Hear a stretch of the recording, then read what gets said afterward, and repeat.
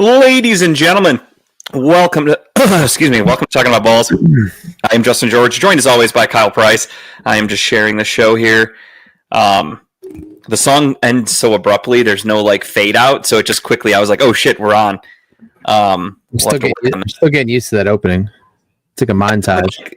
Yeah, it's still in beta right now. We're still working on it, but yeah, no, I couldn't remember how it ended, and all of a sudden it was just done, and boom, we're on the screen. So we are live. I'm just sharing the show. Don't mind me. All right, cool. I think I did it. I typed my words that I put on there in advance, and I copied and pasted it, so it was a little faster for me to get it shared this week. So that's not bad. We're working on it. We're getting better. This episode is brought to you unofficially by Cutwater.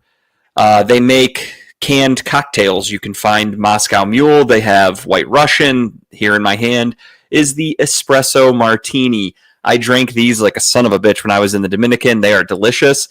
I found these in canned form. I think it's like $12.99 for a 4-pack. May sound like a lot, but they are 14% alcohol. 13% alcohol. Jesus. So, not bad. Nice little nightcap for me. I am exhausted. I've been working on the shop floor for the last few weeks because the operator he got hurt and had to have surgery. Pretty minor. It just fucked up his hand. But he did have to have surgery and get pins put in. So he is out of commission. So they were like, we really need a lot of orders done by the end of the month. And we know you're the backup operator, and you have your own job to do. So if you could help. I have been working on the shop floor. And not only that, because of how busy we are, I've been working overtime. So I'm putting in extra long days, coming home, cooking dinner, taking care of the house, the family. I'm tired. So an espresso martini is just what the doctor ordered here at 7 p.m. I just literally walked in the door from work and grocery shopping at 6 o'clock. So I've had enough time to unload all the groceries, shower, and get on the show. So hey, Tara, new phone. Who's this? Who are you again? I don't know who you are. Is that your girlfriend? Yeah, sometimes. Depends on the day of the week. But yeah, so we are here. My week last week was pretty cool. We did nothing Friday, which was all right. I was cool with that. We stayed in, watched some movies. Saturday was a busy day. We had to get up, go right to our friend Joe and Grace's. Happy birthday to Dahlia. It was her first birthday party, so we went over there for a few hours. Then we drove into... Looked adorable. Had a great time. We went into Berea for Tara's aunt. She did her holiday family get-together. So instead of hosting a Thanksgiving or a Christmas, she just says, fuck it, we're going to meet on a Saturday in between so everybody can have time to get there because she knows how busy people get on the holidays, especially with kids. So that was cool. Nice little hangout. Went over there, had some good food, some drinks, hung out with everybody. And then that same day was supposed to be the downtown Berea tree lighting. However, they did the tree lighting, but they also put on a really fucking cool light show with drones. We saw it last year. It was awesome. Can't recommend it enough. If next year, if anybody's into that kind of shit, go check out the light show for downtown Berea's Christmas light night, whatever. It is awesome. They do such a great job. The only thing that sucked this year is we were getting ready to head to it, and our friends texted us and said, hey, we're going home. They canceled the light show tonight because of the wind. It was extra windy on Saturday night. So They had to postpone it to Sunday night, which didn't work for us because Sunday we already had plans. But it was kind of cool because we got up, we did breakfast with Santa at Mapleside in Brunswick for Teddy's first time with Santa. So that was cool. Got some breakfast, went into the barn, and she got pictures with Santa. She was cool for a little bit, cried for a minute, but overall she was cool. Then we went home. I watched half of the Browns game. Then we went over to Con and Carissa's condo downtown, and we made Christmas cookies with the kids. Ooh. All the cousins got together and hung out, and we had a nice little Christmas get together for a future tradition for the families. But then on the drive home, they were doing the light show in downtown Berea, and you could see it from 71. So it was really cool to watch that again. They do such a fucking cool job. So if you ever get the chance to do that, it's awesome. I know last week I talked a little bit about how I've been addicted to playing NCAA 25 because I bought it on Black Friday. And I want to pat myself on the back here. I have not played a football video game in probably a decade. Whenever you and I played the last time at like Garen's or something like that, that was the last time I played a football video game. And Madden, I think it was. Yeah. I think Drew Brees was still in the NFL, so it's been quite some time. But at any rate, I created myself as a coach. I wanted to start from the very bottom. So I picked one of the worst teams in the world, and I took the Bowling Green State Falcons, whatever the fuck they're called, because their colors are kind of close to the Browns, and they're in Ohio. So I said, fuck it. I'm gonna be the head coach of the Bowling Green Eagles. They suck. They are really fucking bad. So, as I said this last week, I'm man enough to admit it. I had it on freshman settings when I turned the game on because I said, this team's going to be so fucking bad, I need it to be on freshman settings. You probably blew everybody out, didn't you? No. So this is where it gets good. So then the season starts. I'm playing all my games. I go undefeated. Hard as fuck because I put Penn State on my schedule. I beat Penn State at the time in the game. They were ranked second overall. I went to Penn State, beat them. It was hard as fuck, and I just thought, okay, even though it's on freshmen, it's because my talent level is so different. I played the game, beat them. Then I get into the playoffs. I get the 12 seed. My first game's against Michigan in the big house. I start playing. They are beating the absolute shit out of me. I can't do anything. I can't tackle. I can't stop them. And I'm like, dude, this is crazy how good they are. Like, I'm playing on the easiest fucking settings. Something's wrong. I check. It put me on fucking varsity. Oh, it must have had it changes the settings as you progress through the season then. Yeah, so the whole year I'm playing, and I'm like, dude, this game's so difficult. Like, I keep throwing interceptions. Like, I was barely winning games by a field goal late or something like that. I'm like, this game's so fucking hard. And it turns out, it was upping my fucking difficulty level, and I changed that really quick. And then I blew Michigan. I quit the game. I turned it off without saving because I rage quit. And then I changed the settings back down to freshman, and I beat the shit out of Michigan. It felt really good. So it's the bowling. I love that game. The Falcons are your national champions, and recruiting is going very well for old JG at BG. And I will say that game does such a great job with that in Dynasty mode, with the recruiting aspect, the bringing in the talent. And it's crazy. I have more fun with the recruiting than I do play. It's so crazy, like having to go through and pitch certain players, certain things, look at their skill levels, see what they're good at. Do you need them? Do you want to bring them in? What's their star ranking? But I started Dynasty as Coastal Carolina. So I went and did Coastal Carolina. Okay. I started because I like their colors better. And I play on like normal, like middle level, not easy, not hard, as middle. And I think my first season I went like 3 and I don't know, like 8 or whatever. But I recruited, and I'm in my third year now, and I finally got my first 4-star recruit. He's a quarterback.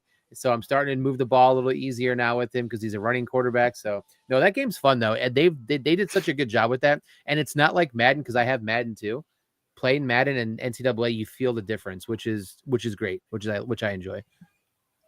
Hell yeah. No, I'm enjoying it. I'm going to up the difficulty settings now that I was able to have a good recruiting class, but the talent on Bowling Green was so fucking bad. Like, literally no one could tackle. I couldn't even come close to getting a sack. No one could shed a block. Like, everybody was really bad. I had a really good tight end. That was it. So he was my go-to guy. I tried to throw him the ball every fucking time. He went to win, like... It does matter where your pipeline's at. So I don't know if you've changed it or if you've moved it, but just do like quick Google search. I think the best one's like Southern Florida or like Southern California, and I think Northern Florida have like the 2 best pipelines. So if you change to that, you'll start getting better talented players into your pool of players to recruit from. So, okay, so I did my alma mater as Ohio State, so my pipeline's Ohio. Yeah. But so far, I mean, doing the 1 year and winning the national championship right off the rip got me some people to flip and want to come to Bowling Green. So it's looking like I'm going to land a couple 4-star recruits, mostly 3s though. But I'm happy with it. I just want to get some better talent because honestly, the roster at Bowling Green was fucking terrible. Like, so bad. Like, there's no lie. There are positions that I have nobody left. So if I don't get recruits for like some offensive linemen, I have a few positions that I literally don't have anybody. I have no redshirt freshmen. I have nothing. I had 2 seniors that are just gone, and that's it. So I have like no left guards. So you have a lot of people playing out of position, basically. Oh yeah, my formations are a fucking nightmare. But hey, we make it work at Bowling Green. That's what we do. Grit. So yeah, no, it's fun. I really enjoy playing it. It's just I got to change. The one thing I need to do is I need to do the accelerated clock. I forgot to do that. So playing a 5-minute quarter takes still like a fucking half hour for the game. Yeah. And unless I'm missing something, is there any way to make it go faster when it's like in between a fucking like halftime or something like that? What do you mean in between? Like you can. So like it goes to halftime. I'm sitting there hitting X. I'm hitting O. I'm hitting every button to try to speed it up, and it just makes me watch highlights and like there's no speeding up halftime. Oh no, I don't know. I hit X and it gets right through it for me. I play it on Xbox, so it gets right through it for me. Yeah, That's I'm on weird. PS5 and it does nothing. I hit every button. I'm hitting pause. I'm hitting the fucking center button on the PS5 controller. I'm hitting everything just and it wants to show every fucking touchdown, every highlight, and I'm just like, dude, I don't give a fuck. Speed this up. There's some games where I choose just to play offense only, especially if it's against a team where I really don't give a shit, like they're like an unknown or like a bottom of the division. I'll just play offense only and pray that my defense pulls out or does something well. But that speeds up the process too sometimes if you want to do that. Do you play with the accelerated clock on? I do. So I turn it down to 10 So seconds. maybe that's why. Maybe the game knows that you're trying to get faster, like Yeah. get through it faster. And I don't have that on, so maybe that's why the game makes me watch all this shit. Because I swear to God, the intro to start the game takes like a few minutes, and it doesn't let me speed it up. I sit there hitting buttons, and then the halftime makes me watch everything, and I'm sitting there clicking, nothing. I Interesting. fucking hate it. Yeah, no, I put it down to 10 seconds. Like when I come out of the huddle, like it's already at 10 seconds. So like it speeds the game up that much too. Okay, You can I need set to do that that. up. Yeah, so if everybody come out and knocks it down. One thing I do like they do is if you kneel down, like at the end of the game, and you got the game in order and you kneel down, it ends the game. Like it goes right to the end of the game right away. I don't know if you noticed that too. No, I'm a dick. I like to just run up the score, so I don't kneel. I don't care if it's from like the Do you fucking. punt? Do you punt? I do punt if it's like a Okay, fourth and okay. like and unreasonable. If it's fourth and manageable, doesn't matter where I'm at on the field. If it's like less than fourth and 5 or less, I'll go for it most of the time. Any fourth and one, it's quarterback sneak up the middle because that's like a 99% given you're gonna get it. So No, my quarterback sucked. He was really slow. Quarterback sneaks did not work for me. I would be at like the 1 yard line. I'd have to go for it on fourth down with 4 straight runs if I'm like, I want to get this guy a touchdown here. He's a senior. He earned it. There were a couple games where I'm like, I want to make sure a certain guy gets a score, and he fucking really earned it because I had to do 4 straight QB draws because he was very unathletic. And he loved to fumble. I'd be like, hell yeah, it's wide open here. Let me tuck the ball and run. I fumbled every time. are you going to venture and take it online against somebody live to see how you do? No, probably not. No. No. If I'm being honest, I like playing as a shit team and just like building a way up. I don't want to be like, well, if I go online, someone's going to want to be like fucking Oregon or Ohio State. I'm going to have to be one of the better teams. I like being bums. So you're going to take the whole Bill Belichick aspect and take an underperforming school and try to build the dynasty mode up, right? 100%. I'm in it to win it with Bowling Green. I want to turn Bowling Green into a fucking dynasty. My goal was to take a shitty team and then like get a bunch of offers and take them. And to be honest, I got some decent offers. Like I got offers from like Wisconsin, I think Nebraska even. So I got some decent schools to be the head coach. And I was like, fuck it. Like I'm cool here. Hold out till you get that like number or Michigan or Alabama and stuff like that. Then Steve, take it. what's up, dude?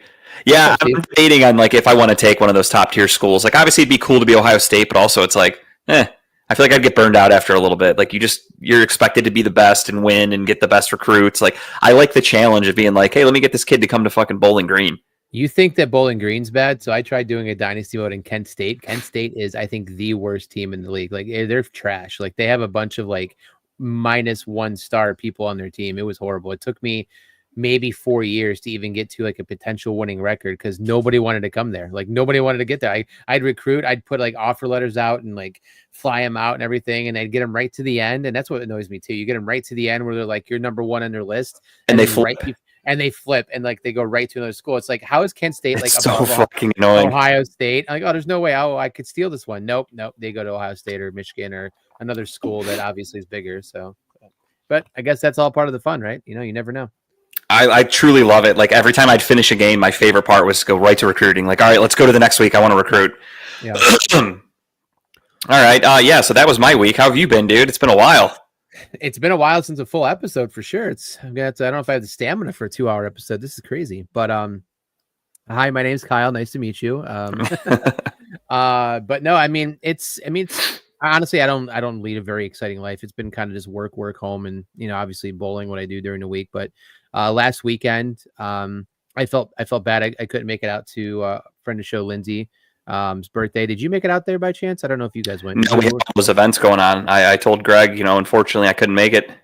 Yeah, we had a fundraiser to go to. So we were in our second or third year of going to the fundraiser up at Grindstone up there in Berea for the Ohio State Michigan game. They do a big old like $35 all you can eat and drink for I guess the entirety of the game. a lot of raffle tickets, baskets and stuff. So we went up there with some people and watched the game, drank for, obviously nothing. Well, $35, but, had good food. So we did that on Saturday. Sunday, basically just sat at home and did nothing. Last weekend, we were kind of just in a dive bar mood. So the wife and I went out down the street and got some dinner at a local pub down the street here, watched football. Ended up going to see Mulligan's in Ridgeville, where, funny as it is, friend of the show, Greg, stopped by. He won his pinball tournament last Saturday. No shit. Yeah, so like I texted him earlier today. I was like, I don't know if you're doing anything, if you're around, because he lived on a street. I didn't want to invite anybody out who didn't live local, because driving to Ridgeville to go to have drinks is ridiculous, right? So I said, if you're not doing anything, come up the street, And he's like, no, I got a pinball. I'm like, cool. So he texts me at like, I don't know, 9:30. He's like, yeah, dude, I won the pinball tournament. I go, well, I'm at C Mulligan's. We're just finishing up. You want to stop by, have a quick drink with you before we all go home? He came by, had a beer, and we went home. But yeah, I guess he finished first in his pinball up at the place up in Berea. I forget the name of it again. Kid Force. Yes, Kid Force. So congratulations, Greg. Good for you. Way to win that pinball tournament. But no, other than that, man, it's been kind of just work and watching depressing football on TV. That's pretty much life right now. That's about right. Spoiler alert, Guardian Guy Greg might be joining us today. Awesome. In the 9 o'clock or 8 o'clock hour, I'm sorry, to talk a little bit about the Guardians trade, if he has the time. He told me he'd let me know. I haven't heard from him since, but we shall see. If he's available, we'll have him on, because we're definitely going to talk about it. Yeah. Life's, aside from doing shit with the family, life's been pretty boring this week. We're going out of town. Again, no spoilers because Tara doesn't know where we're going yet. I'll talk about it next week. Really not that exciting. It's more so just a fun little thing to get away with the family and like Christmas time with the baby. We're not going anywhere like extravagant or anything like that. I just got a hotel. I made sure it had an indoor pool because Teddy loves to swim. So I thought, it's going to be like 25 degrees on Friday this weekend and shit. So I was like, let's get a pool and we can go swimming. So I got us a hotel with an indoor pool. I'm taking us to a city that I looked up. They do a nice, they have a nice weekend in the town and like a downtown area. And it's fun, about an hour and a half away, give or take, just something to do. We'll be back Sunday before the kickoff of the Browns Chiefs. I already told Tara we are leaving the hotel by 11 because I want to get home for the game. Even though the Browns suck, I still want to see them play the Chiefs. I think that'll be fun. We're just looking for Taylor Swift. That's all we're doing. So it doesn't matter. Oh, she's there. I heard she's getting sweets. It's going to be the fucking works because the Kelsey family is from here. Yeah, home cooked. You'll have all the Kelseys. She's going to get a fucking suite. Just found tickets to the Dog Pound for $100 a piece. And I'm actually, I'm not freezing my ass off to go watch the Browns. No, it's not supposed to be too bad this weekend. It's supposed to be like mid 40s, but it's supposed to rain. So yeah, if you want to be all wet, have fun. Nope. Yeah, no, you couldn't pay me to go to a Browns game this year. They stink. They're fun to watch on TV. That's it. The one I went to was because we won a raffle with Braybander, right? That's fine, but paying to go watch that and won, so that was good. Yeah, we did win, right? I mean, of course, we win games we're not supposed to win. That pulled that out of our ass. It was your first Browns game, right? It was officially. That's still crazy to me. Game. But it was a good time. But they won and took it away, so cool. And then, of course, we beat Pittsburgh in Snow Bowl. Not supposed to win that game, but I wouldn't doubt it. I hate saying this. I'm not picking them. Spoiler alert, but I wouldn't doubt it if they pull one off this weekend too. Just because you're not supposed to win that one, you're only fucking us with draft picks now. So. No, we'll definitely talk about it, but yeah, the thing to think about with the Kansas City Chiefs is they've won so many last minute one score games.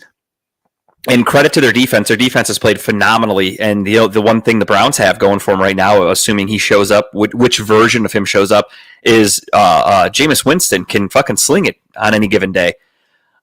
Even against the Steelers on Sunday. Yeah, we got our asses kicked. We'll get right into that now, I guess. The Browns face the Steelers on Sunday, and that's why this episode is called The Split, because we split the series. And it's funny to me that the Browns are having a really bad down year. Everyone can admit that. The Browns are having a terrible year. We are in contention for the top 5 draft pick. However, Steeler fans, who were very quiet a few Thursdays ago, were really loud and excited after Sunday's win over the Cleveland Browns.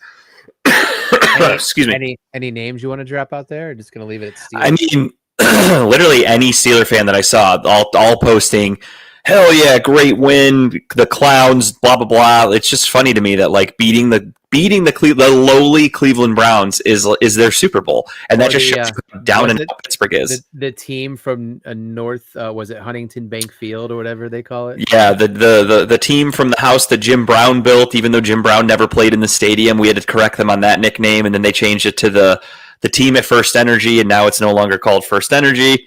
We have 4 bowlers tonight. Well, awesome, Mike. I told you last week I wouldn't be there, so you had a week to plan for that. Bowl with your left hand, it'll count. You're 2 separate people. But yeah, so a lot of Steeler fans were treating this as if it were a Super Bowl, and I just found it fucking hilarious that they a win over the Browns, which the first half, it was a game. Quickly, part of me wonders, I'm not a conspiracy theorist. I don't think NFL players are throwing games and purposely doing things to avoid winning because that's how they make their money. If your team sucks, but you go out there and perform, you could get a new contract in the offseason. So guys aren't going to go out there and play like shit and risk their own future to help a team get a draft pick. That doesn't happen. Yeah. So that's why tanking, if it happens, is a very calculated move by the front office and the coaching staff. And if you notice, we had it a game near halftime. Excuse me. Had Dustin Hopkins made a couple field goals, we have a tie game. It would have been 13-13. Instead, not the case. And we go into the second half and we decide, fuck it, we're just going to sling the ball all over the field. Jameis Winston's like, here's an interception for you. Here's an interception for you. Game over. Fumble here by Kadarius Toney. Game, set, match. Browns never really had a chance in the second half, but the first half was close. And I feel like there was a calculated decision of, all right, we got to stop running the ball. Only let Jameis throw it because he's due to make a mistake. I just can't believe. I don't know. I guess I can believe, but the whole Hopkins thing is what the fuck, dude. Last year, money, right? Last year, you made the shots you had to. You were consistent last year. We get the extension to you this year, and now this fucking year, you can't hit the broadside of a goddamn barn. Like, what is it? It's a mental issue. Obviously, it's a mental issue. It's not a skill issue. The dude has skill, right? It's a mental issue. Like, he's missing these. I'm not a field goal kicker, right? But I'm assuming for a professional football player, anything from 40 to 50 nowadays is pretty makeable, especially in conditions like it was on Sunday, where it's not windy, it's not raining, it's not nothing. It's just fucking put the ball in the uprights and wide left. I mean, hell, we're joking. I joke in my mind, this is going wide left, this is going wide right, and sure as shit.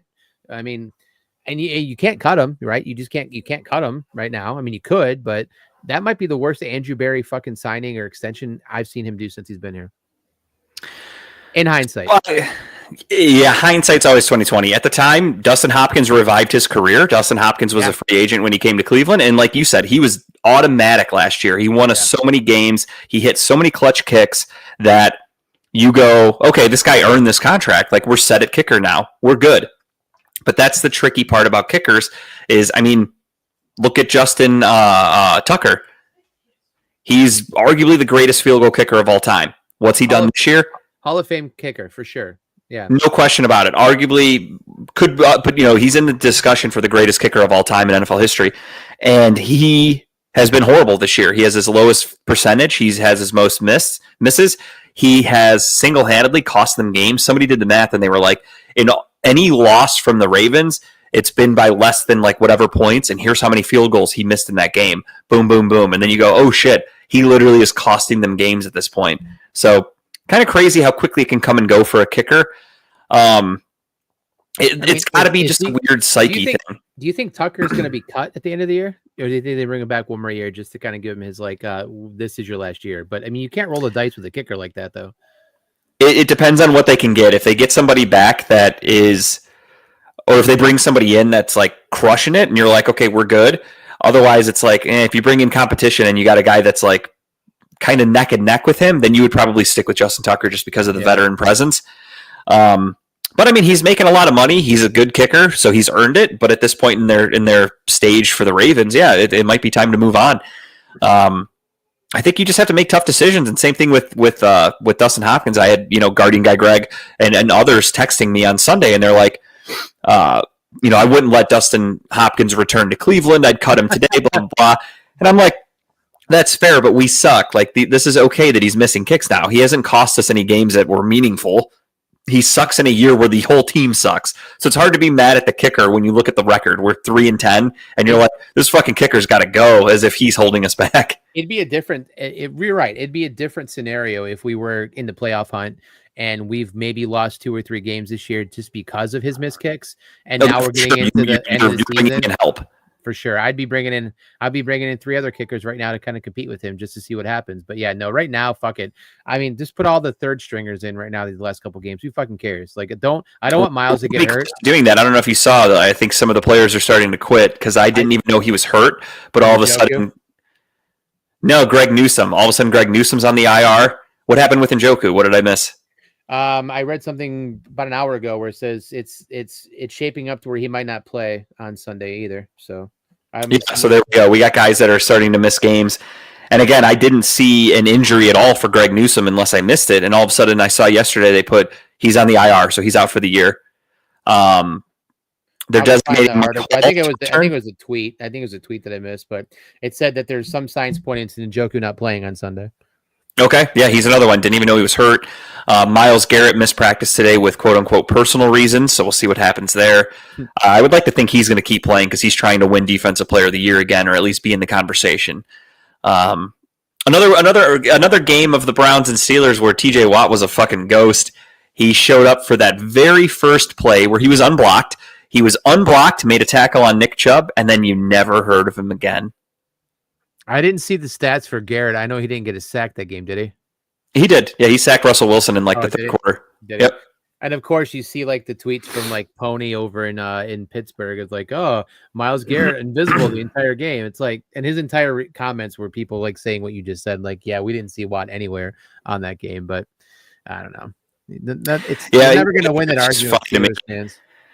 Steeler fans hate the Browns, and they say the Browns are this garbage ass franchise, and then they hold every time we face them as such an honor and like such a great accomplishment that they beat us and that they did this. It's just hilarious to me how it goes back and forth, but that's Steeler fans for you. Let's be honest. Steelers, look, record aside, there's games that they should not have the record they have. There's games they won this year that they won based on field goal kicks. I mean, their fucking kicker needs to be a statue built for him at the end of the season, put out front of that stadium, because Boswell has won them more than half their games this year because their offense is not as good lately. It's clicking. I'll give them credit. It's clicking lately, right? But it really relies on Pickens being in that lineup. Russell's kind of catching a gear, but I just don't see it being sustainable through the playoffs. I really don't. Sunday marks the first time since we've had Teddy that I wasn't, because we were out doing breakfast with Santa and shit like that. I wasn't on my phone. I didn't see that last minute George Pickens got ruled out, so I left him in my lineup in both leagues. Oh, no. In one league, it didn't affect me one bit. I faced my brother-in-law, Khan, left George Pickens in. I still beat Khan by like 25 points. No problem. The other league, where I left George Pickens in my lineup, I lost by 0.5 points. So any other wide receiver gets me the W, and I am one game out of the playoffs with one game left, so that would have really helped me. But I missed it, and the game started, and I hear him go, well, yeah, without Pickens today. And I'm like, wait, what the fuck happened? I literally turned my TV on like at 1 o'clock for the game. All that shit talking during the week, and then Pickens to not play was just funny to me. He had his grade 2 hamstring injury or whatever. I couldn't believe it. Like, I was excited to see that matchup because I know the Browns like heard all that shit talking and like they were going to try to like make an example out of him. I was really excited for that rivalry to go. And then they're like, yeah, he's not playing. Like, God, what a pussy. But I mean, the head case. He didn't want that smoke. He was going to get crushed. Finds these crazy wide receivers that are really good, but they're just nutcases. Yep. Like, I don't know if you saw, they obviously had what the fuck's his name? The guy that got traded to the Ravens, who just got benched or suspended for a game. Mike Williams. Was it Mike Williams? No, Deontay Johnson. They got Deontay Johnson. Sorry, not Mike Williams. Yeah, so they got Deontay Johnson, and Deontay Johnson like is miserable in Baltimore. They're a playoff team. They're one of the best teams in football. He got traded from Carolina to there, so that's quite an improvement. And he's miserable, and he's pouting, and he's getting benched and suspended or whatever. And like, Just these fucking Steeler wide receivers, man. I don't understand it. What a fall from because Deontay Johnson was a pretty formidable receiver in that offense in Pittsburgh, right? When he got traded, was it traded? No, he got signed by the Panthers, right? He didn't get traded. They traded him. Oh, they did. I thought, well, I mean, Carolina's getting a good receiver. He's going to be a number one down there. He can do well down there, right? Fell off the face of the earth, obviously, in that offense. And then he goes to Baltimore. I think we all at the time said that's a good pickup for them, right? I mean, he's quick. He has hands. That he hasn't fucking played. Yeah, he hasn't played, and he hates it, and they're not playing him on purpose. So I love it. It's just hilarious to me. How funny would it be if they're just doing it on purpose, knowing he was a Steeler? They just brought him in there to bench him just to find. I don't know. I think that's. I'm okay with it as a Browns. I'm more than it. They're just here to ruin this guy's career. I'm all for it. Yeah. So the Browns do lose to the Steelers in a. I don't know. It was an ugly game. A predictable game. Yeah, I mean, I was actually a little surprised in the first half by how well the defense was playing. The defense was playing really well. The offense was okay. I mean, we had that cool touchdown of Jerry Jeudy, and then everything fell apart. That's when Dustin Hopkins missed 2 field goals. Again, could have tied the game at 13, missed 2 field goals. Looked like the team kind of got demoralized at that point where they were like, well, fuck it. We're playing our asses off, and this dude's fucking letting us down. Then they gave up another touchdown, and then at that point I was like, all right, it's over. The team quit. But I'm okay with it. Again, at this point, just make the games enjoyable. I'm not here for moral victories. I'm not going to say like, oh, it's really cool, like the Denver game. Like they barely lost. That was a fun game. Like it sucks to lose, but it's also at the same time like we have nothing to play for. We're officially eliminated from playoff contention. Not that we had a chance anyway. And it is all about draft positioning. That's it. And looking at the schedule for the rest of the year, it is in our favor because I do not see another win unless Miami comes into town and they're eliminated somehow because they'll be playing in cold weather, which they're already not good at. And if they're not playing for anything, they might not care. So that's the one game that could kind of sneak into a W. Every other game, I truly see a loss for the Browns unless something crazy happens. If a star player gets benched at the last minute or sits out because they've clinched. Who knows? Like we have Kansas City this week. As I say, I assume after this week, DTR plays the rest of the season. If I had to guess, just to get him right and whatnot. It's funny because like you have Jameis who looks really good in certain weeks, and then he looks really bad certain weeks, and then you're kind of like, well, we need a quarterback next year. What are we going to do? Because it's not going to be Deshaun Watson, so it has to be somebody else. Are we bringing Jameis back? Can we afford him? Then you see a bunch of interceptions and you go, yeah, we probably could afford him. I can't imagine there's going to be a long line. But then you have DTR. Do we keep going and see what we have in this kid? Or do you just kind of go, they see him at practice every day. They saw him play a little bit last year. They kind of know who he is. The kid's got heart. Absolutely see DTR play. He's got heart, right? Sure. He's got the will to want to be. If you're putting your season on his shoulders, though, excuse me, it's over. Agree. So yeah, if you could get him for a backup to come in for like a pinch, like in a half, if a guy gets hurt, okay, I can live with that. But for him to be your starting quarterback, I think it's safe to say the Browns' starting quarterback for next season, I don't think is on this roster currently. Really? I think they do bring Winston back. I think he is our starter next year. I think that you run him, get him a 2-year deal, play him the next 2 years. We live and die by who Winston is. We know who he is, and you build around that, right? And I doubt you're drafting a quarterback this year. I would assume you're aiming for 2026. And then you bring him in to bridge somebody, and then there you go. You got your quarterback in 2027. That's long term, but still. I don't know. I mean, I'm with you on that, but I also feel like we're in a win now situation because of our roster structure and because of the players we currently have. Like I heard a rumor that they're nearing a contract extension with Wyatt Teller.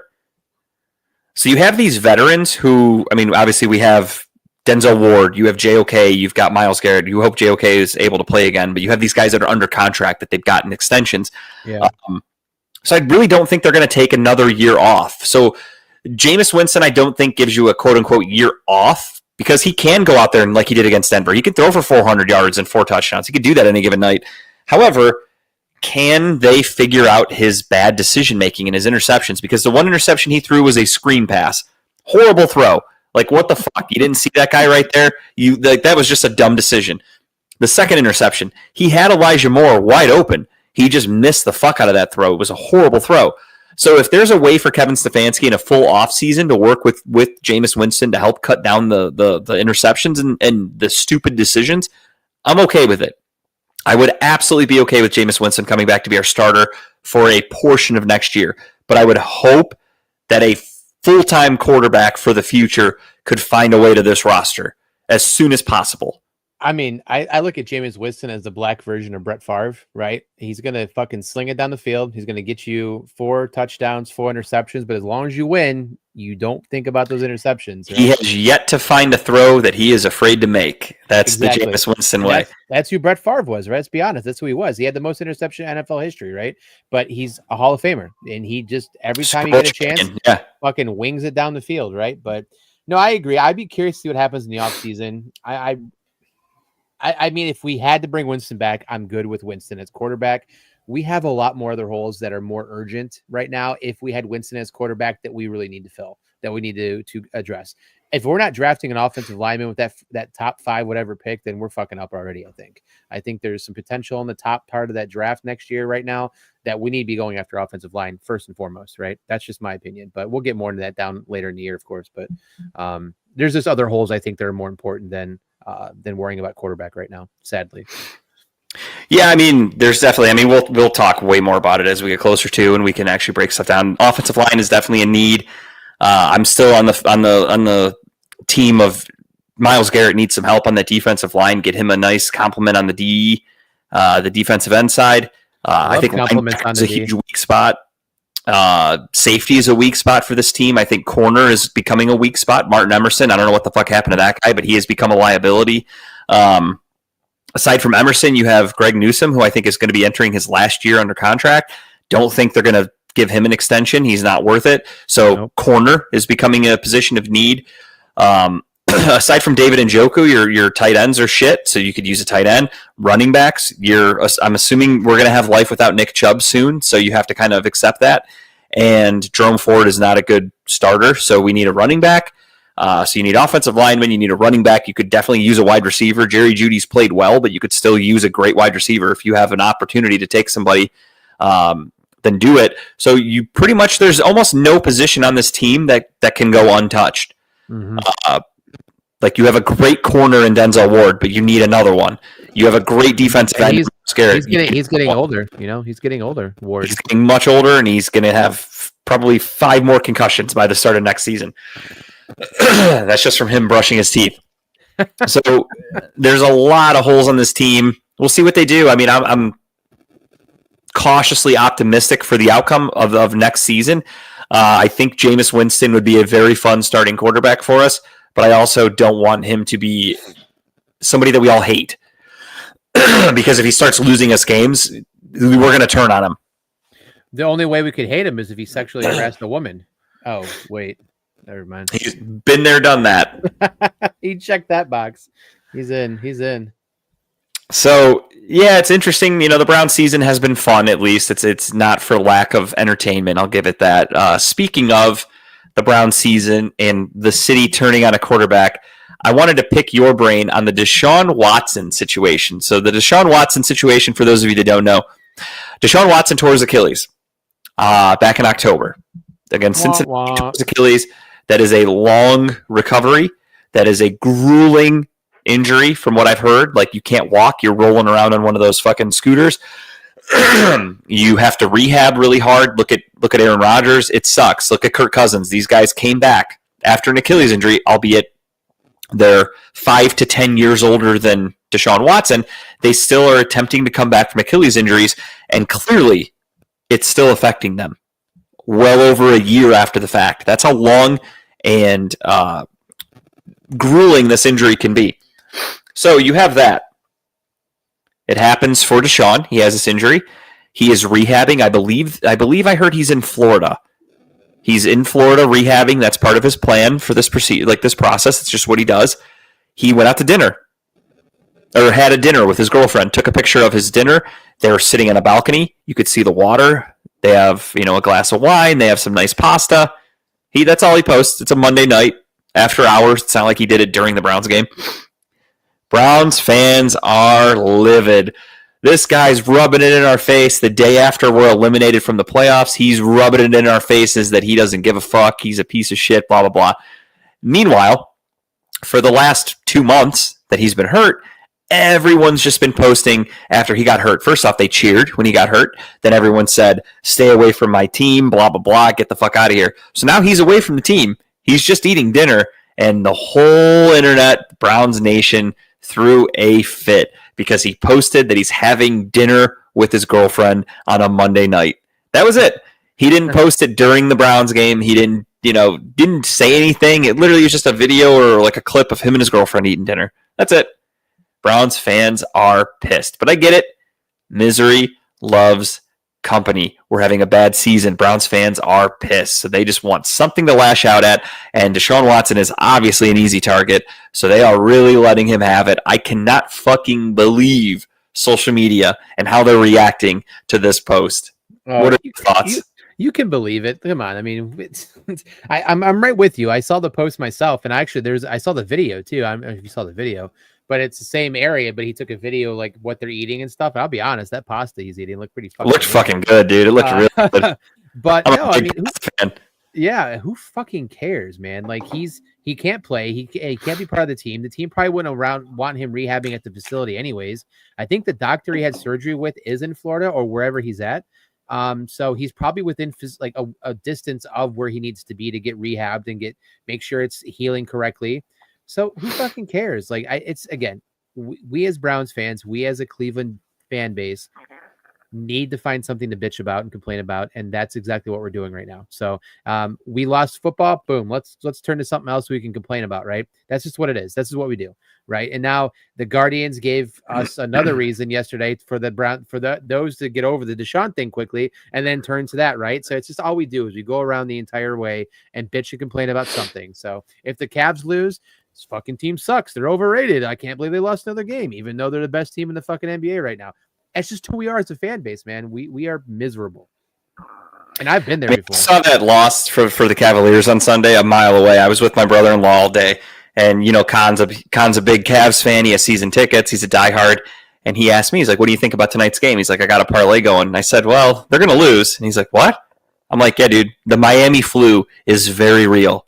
And he's like, what's that? I said, these young NBA players go down to Miami, and the night before the game, they go out and party because it has a nightlife unlike any other place, and then they're all fucking tired and hungover for their game against the Heat, and they lose.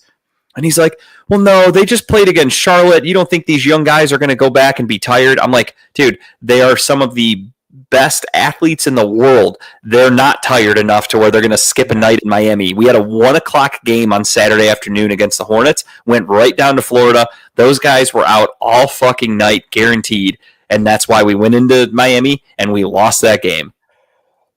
I mean, what is what it is. But it's just I'm okay with it. I saw it coming. Yeah. But I mean, that's just my point though. Like we as a fan base, we're never happy. It needs to be the next thing and the next thing and the next thing. And you know what's going to drag this entire offseason once Brown season ends? Even though we're going to be right in the middle of a very hot Cavs team making a deep run into their season, it's going to be talking about the Browns. And that's what I hate about this town sometimes. I know we're a football city, but man, we just focus on all the wrong shit sometimes. And a man enjoying a nice, what looked like a tasty dinner, we're going to bitch about it. Looked really good. Get over it. Jesus, bunch of bitches. Yeah, so that was the little bit of news there for the Deshaun Watson thing. I figured Kyle would be on my side with that, but I just thought it was funny. I just laugh at it anymore. Like I started reading some comments and I got ready to type some shit out. Like there's a dude on Twitter, what's his name? Nick Carnes, I think his name is. I don't know who he is. I don't think he works with anybody. I think he literally just tweets obsessively about the Browns and then all of a sudden became like a guy that people started following. He's got to be one of the dumbest fucking people I've ever seen on Twitter, truthfully. There's another one, this guy, he goes by like Rob Shenanigans or something like that. He gets tweeted all the time. He's dumb as fuck. These guys that represent Browns fans on Twitter that get followings, it's crazy to me. They're dumb as fuck. And I find myself reading it going, I'm going to tweet this guy and just talk shit, rip him a new asshole, ruin his day. And then I just go, no, it's not worth it. Because I could ruin those fucking guys. But I just don't want to get involved. It's not worth my time. The only time I'm on X or Twitter, whatever you want to call it nowadays, is when I have certain people that ding when they post something. And it's usually sports betting stuff. Like I'll go in and check and see what someone's running a parlay at or what someone's call is for tonight, what they're thinking. I'm living through Reddit, and I'll be honest, not to get off on a tangent, but I've been I've been down 2 rabbit holes this last week. 2 rabbit holes, and a little conspiracy Carl coming out. First rabbit hole is these fucking drones off New Jersey's fucking shore. Have you seen this?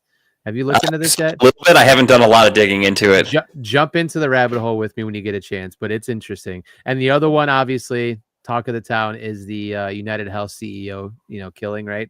I've been down that rabbit hole. It's all been Reddit for me. I've been like, I've been like just locked and loaded on every conspiracy theory ever. But it's been interesting. But not to get on a tangent, but those are the things I've been focusing on. But no, I stay off of Twitter. I'm only on Facebook once in a while, maybe just to post something, or if I'm sharing the story, or if I have something good going on with the family. Obviously, that's it. But all social media to me, it's just mostly TikTok, right? TikTok and Reddit. So that's pretty much it.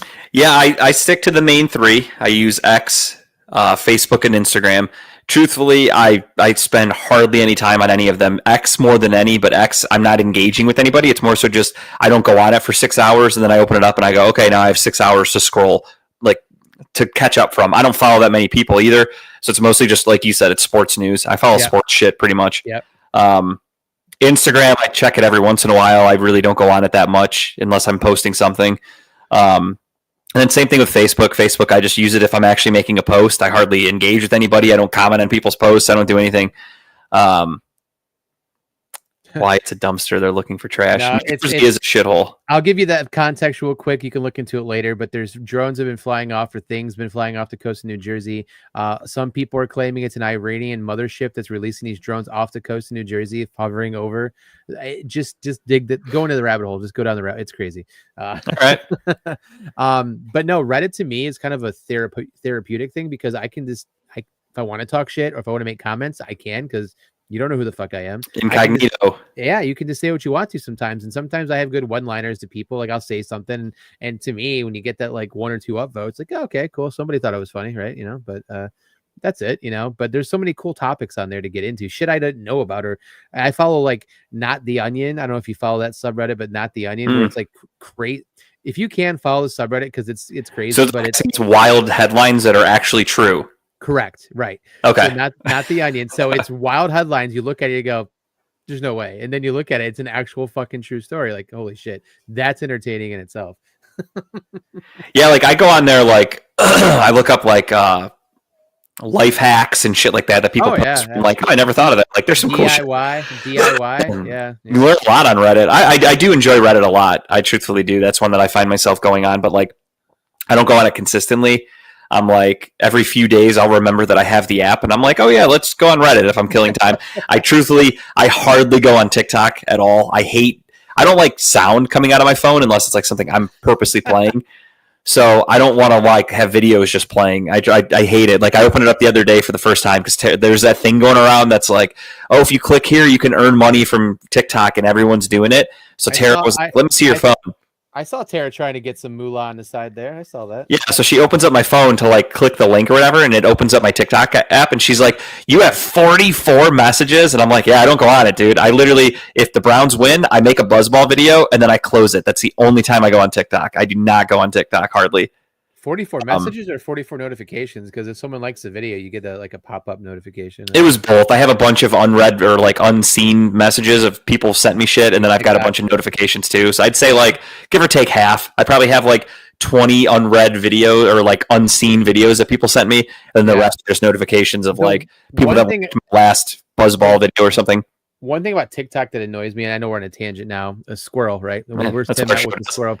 But it's the fact that like when you get onto like a video and you watch it longer than 2 seconds, then like your algorithm like says, oh, you like watching people fall off a building. We're going to show you more videos of this, or some stupid shit like that, right? And I'm like, okay, I don't need to see that. Like, it was funny for the moment, but I don't want to see multiple videos of it. So. Yeah, I feel like that's where algorithms really fuck up, is they think like, oh, you watched this for too long, so you must really like it. And it's like, I like that one. Like, I don't want to see it every fucking day. Right. It's cool every once in a while.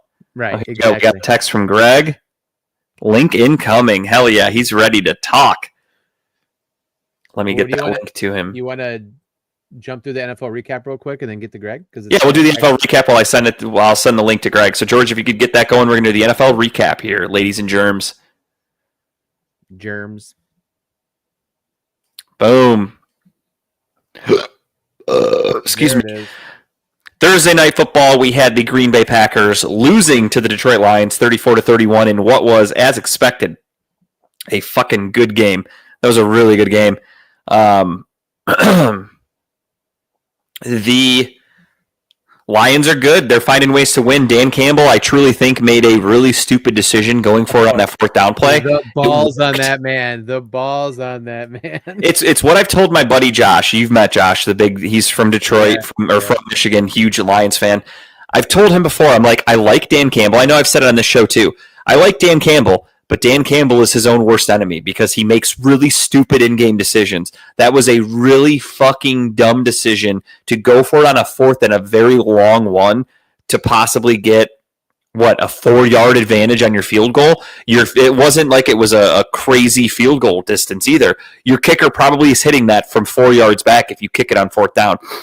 I understand that going for it on that fourth down helps you solidify clock domination. You can run the clock down to nothing. However, if you don't get that, you're fucked. They have the ball, tie game. They could go down and kick a field goal and win the game. They're not that far from midfield from field goal range. So you're really making a gamble. And I think that's the situation I've tried to tell my buddy, like that's just my opinion, is why I think Detroit will not win a championship with Dan Campbell unless he fixes himself, is he's going to make a really bad decision in the playoffs. When you're in the playoffs, if you make a really stupid decision, it could kick you in the ass. He did that against the fucking Niners. I get it. They had some drop passes, but he was extremely aggressive in some situations where if you just punt or if you take the 3 points, you're probably in the Super Bowl. Dan Campbell stuck with his aggressive ways, and it cost them a chance at a potential championship. So unless he cleans up his act, that's just what's going to happen with them. Yeah. However, sent the link to Greg, so if you could be on the lookout for him, he'll be sitting in the deck circle. The memes, however, were great after that. Like the South Park where the balls are in the fucking wheelbarrow walking down. For sure. He is PC principal with Randy's balls. But it just, I don't know, he's too aggressive, and it's just like he coaches an NFL franchise like I play Madden. You know what I mean? Where I'm like, fuck it, 4th and 1, I don't give a shit, I'm going for it. 4th and 10, fuck it, fake field goal or fake punt. Like he literally does all that shit, it's fun. They are fun to watch. I will give them credit. I like watching the Lions, right? They're that underdog that we always used to shit on or we made fun of because, we're at least we're not as bad as the Lions, right? But now that they have a very complete round team and they're fun to watch. Their defense, that trade they made for Smith, great move, right? Because that solidified without Hutch. And I saw the other day that if they make the Super Bowl, there's a chance Hutch could play that game with his rehab right now. I'm not holding my breath on that. That was a nasty fucking break. The fact that he's going to come back. I guess he's doing so well with it. Oh, we're just going to. I guess George said, "Fuck it, we're going rogue here." I thought we were going to do an NFL recap and then bring Greg in, but I guess George had other plans. So, Christ, George, I said, George, heads up, Greg's going to be in the on deck circle, is what I said. I didn't say put him on, but hey, here we are. I guess we're going rogue. So, Greg, what's up, dude? What's up, buddy? Oh, not much. How's it going? Good. Not too bad. Just ranting and raving about Dan Campbell and his aggressive coaching style. I was listening to that. I appreciate his style. It's fun. It's extremely fun, but when he does it in a playoff game and it backfires, that's when people are going to be like, what the fuck was he thinking? Because, I mean, could have easily happened against the Packers on Thursday night, but it didn't. So no harm, no foul. A win's a win. So we'll get back into the NFL picks here. We're going to really quickly recap. As Kyle had kind of hinted at earlier, the Guardians made a trade yesterday, kind of came out of left field, pun intended. And wait, that's what we're talking about? I thought we were talking about Purdue's new football coach, Barry Odom. I didn't even know Purdue got it. I forgot Purdue had a football program, to be honest. So did I. Yeah, so the Guardians, I'm on Twitter, and all of a sudden I just see all these things that say Andres Jimenez traded to Toronto. That's it. And I'm like, all right, for who? Nothing's coming out. Then Spencer Horwitz and minor leaguer Nick, Williams or whatever the fuck. And I'm like, okay, who else? I want to say Mitchell, I think that's right. So I'm sitting there and I'm waiting and I'm like, this can't be it. There's no way we just traded Andres Jimenez, a platinum glove defensive player who, yes, has a high incoming contract, and Nick Sandlin, decent. Not, but we'll get to that. What's that? It's not that high, but we'll get to that. Right. For the Guardians, it's extremely it's Everest high, and so they trade him, and I'm seeing Spencer Horwitz and Nick Mitchell, and I'm like, okay, who else? Like, did we get Vlad Jr.? Did we get fucking Bo Bichette? Like, who did we get in this trade to justify this move? And then they go, that's it, full details. And everyone's going, okay, that's where you get you have two different sides. You know this, Greg and Kyle. You have two different fans. You have one group that's going, this is the dumbest decision, fuck the Dolans, they're pieces of shit. Then you have other groups that are going, well, here, let me show you a highlight. Spencer Horwitz can mash. Look at him hit this here. He's going to play this position. We're going to trade Josh Naylor. We're going to do this. We're going to do that. And they're looking on the positive side. And then right before I go to bed, I'm sitting there reading a book, and I get a text, and someone just is my group text with my buddies, and they just go, Horwitz is getting dealt to the Pirates. I'm like, what the fuck? So I go on Twitter really quick. Sure enough, they traded for Spencer Horwitz to then trade him to the Pirates for 3 pitchers. And that's where we are today, and that's why we have Greg on the show to talk about the trade. A, to give us his thoughts on the trade. B, break down a little bit about the players that are incoming to Cleveland, and we'll see if he likes it or not. So, Greg, without further ado, take it away. So overall, I'm neutral. And really, it's because it's rebalancing the roster. You took a hitter, a defender away, and you added a pitcher, hopefully into the rotation. Luis Ortiz, he had a pretty good season by ERA and wins last year. His underlying metrics aren't that great. He doesn't strike a lot of guys out. He gives up a lot of hard contact. He gives up a lot of barrels. And it really comes down to he's got a good fastball, good sinker, good cutter, but he doesn't have anything off speed. He has a slider that's slower, but looking at like pitch values from Baseball Savant, all the hard stuff was up there. And he throws 96, 98, but his slider was like -3 pitch value. So Ooh. The positive, yeah, all his hard pitches are red on Savant. His changeup is 0, neutral, and the slider is like -3. So, however, I'm confident that our pitching factory is going to figure him out. There's more technical stuff about him dropping his arm angle, potentially tipping the off speed as well. That could come into play. I think I read there's a 9-degree difference in his arm angle when he releases his slider versus his fastballs, which is like kind of big. Yeah, it's noticeable. Like up here versus there. Like that's something major league hitters can pick up on. So, I have confidence in our pitching development, even though I'm not ready to say he's a middle rotation starter. He could be a bullpen piece, but I have confidence in our pitching development that he'll end up as a mid-rotation guy. We're also restocking the pipeline with 2 pitchers, really young, just drafted in the one just drafted, one in A-ball. They're the stereotypical Guardians pitchers where they don't throw that hard, which these days is like, 90, 92, but they've showed great control. And those are the guys like Bieber, like Bybee that we give them 4 miles an hour, and now they're great. And they keep that control. Flip side is the team overall is in the same place before the trade. If you're familiar with wins above replacement, how many extra wins your players generate. According to Fangraphs, we dropped half a win by making this trade in next year's projection, which is basically even. And that could be made up by the pitcher Ortiz doing better. But Sure. It's basically even. And, we're moving from fielders to pitching. And we need pitching, which is good. And with the crazy prices going in the free agent market, we're not signing any free agent pitchers other than I do have faith they always find a bargain bin guy, right? Like who's this year's Ben Lively? There's Paul Bird and Matthew Boyd. Like there's always a guy they can pick up off the scrap heap. And I don't mind when they do that with pitchers because they have a record of success.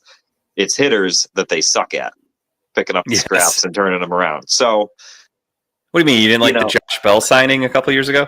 Yeah. And all the guys do great as soon as they leave. Or Eddie Rosario. Freaking love the Braves to World Series. Yeah. For like first half of that season.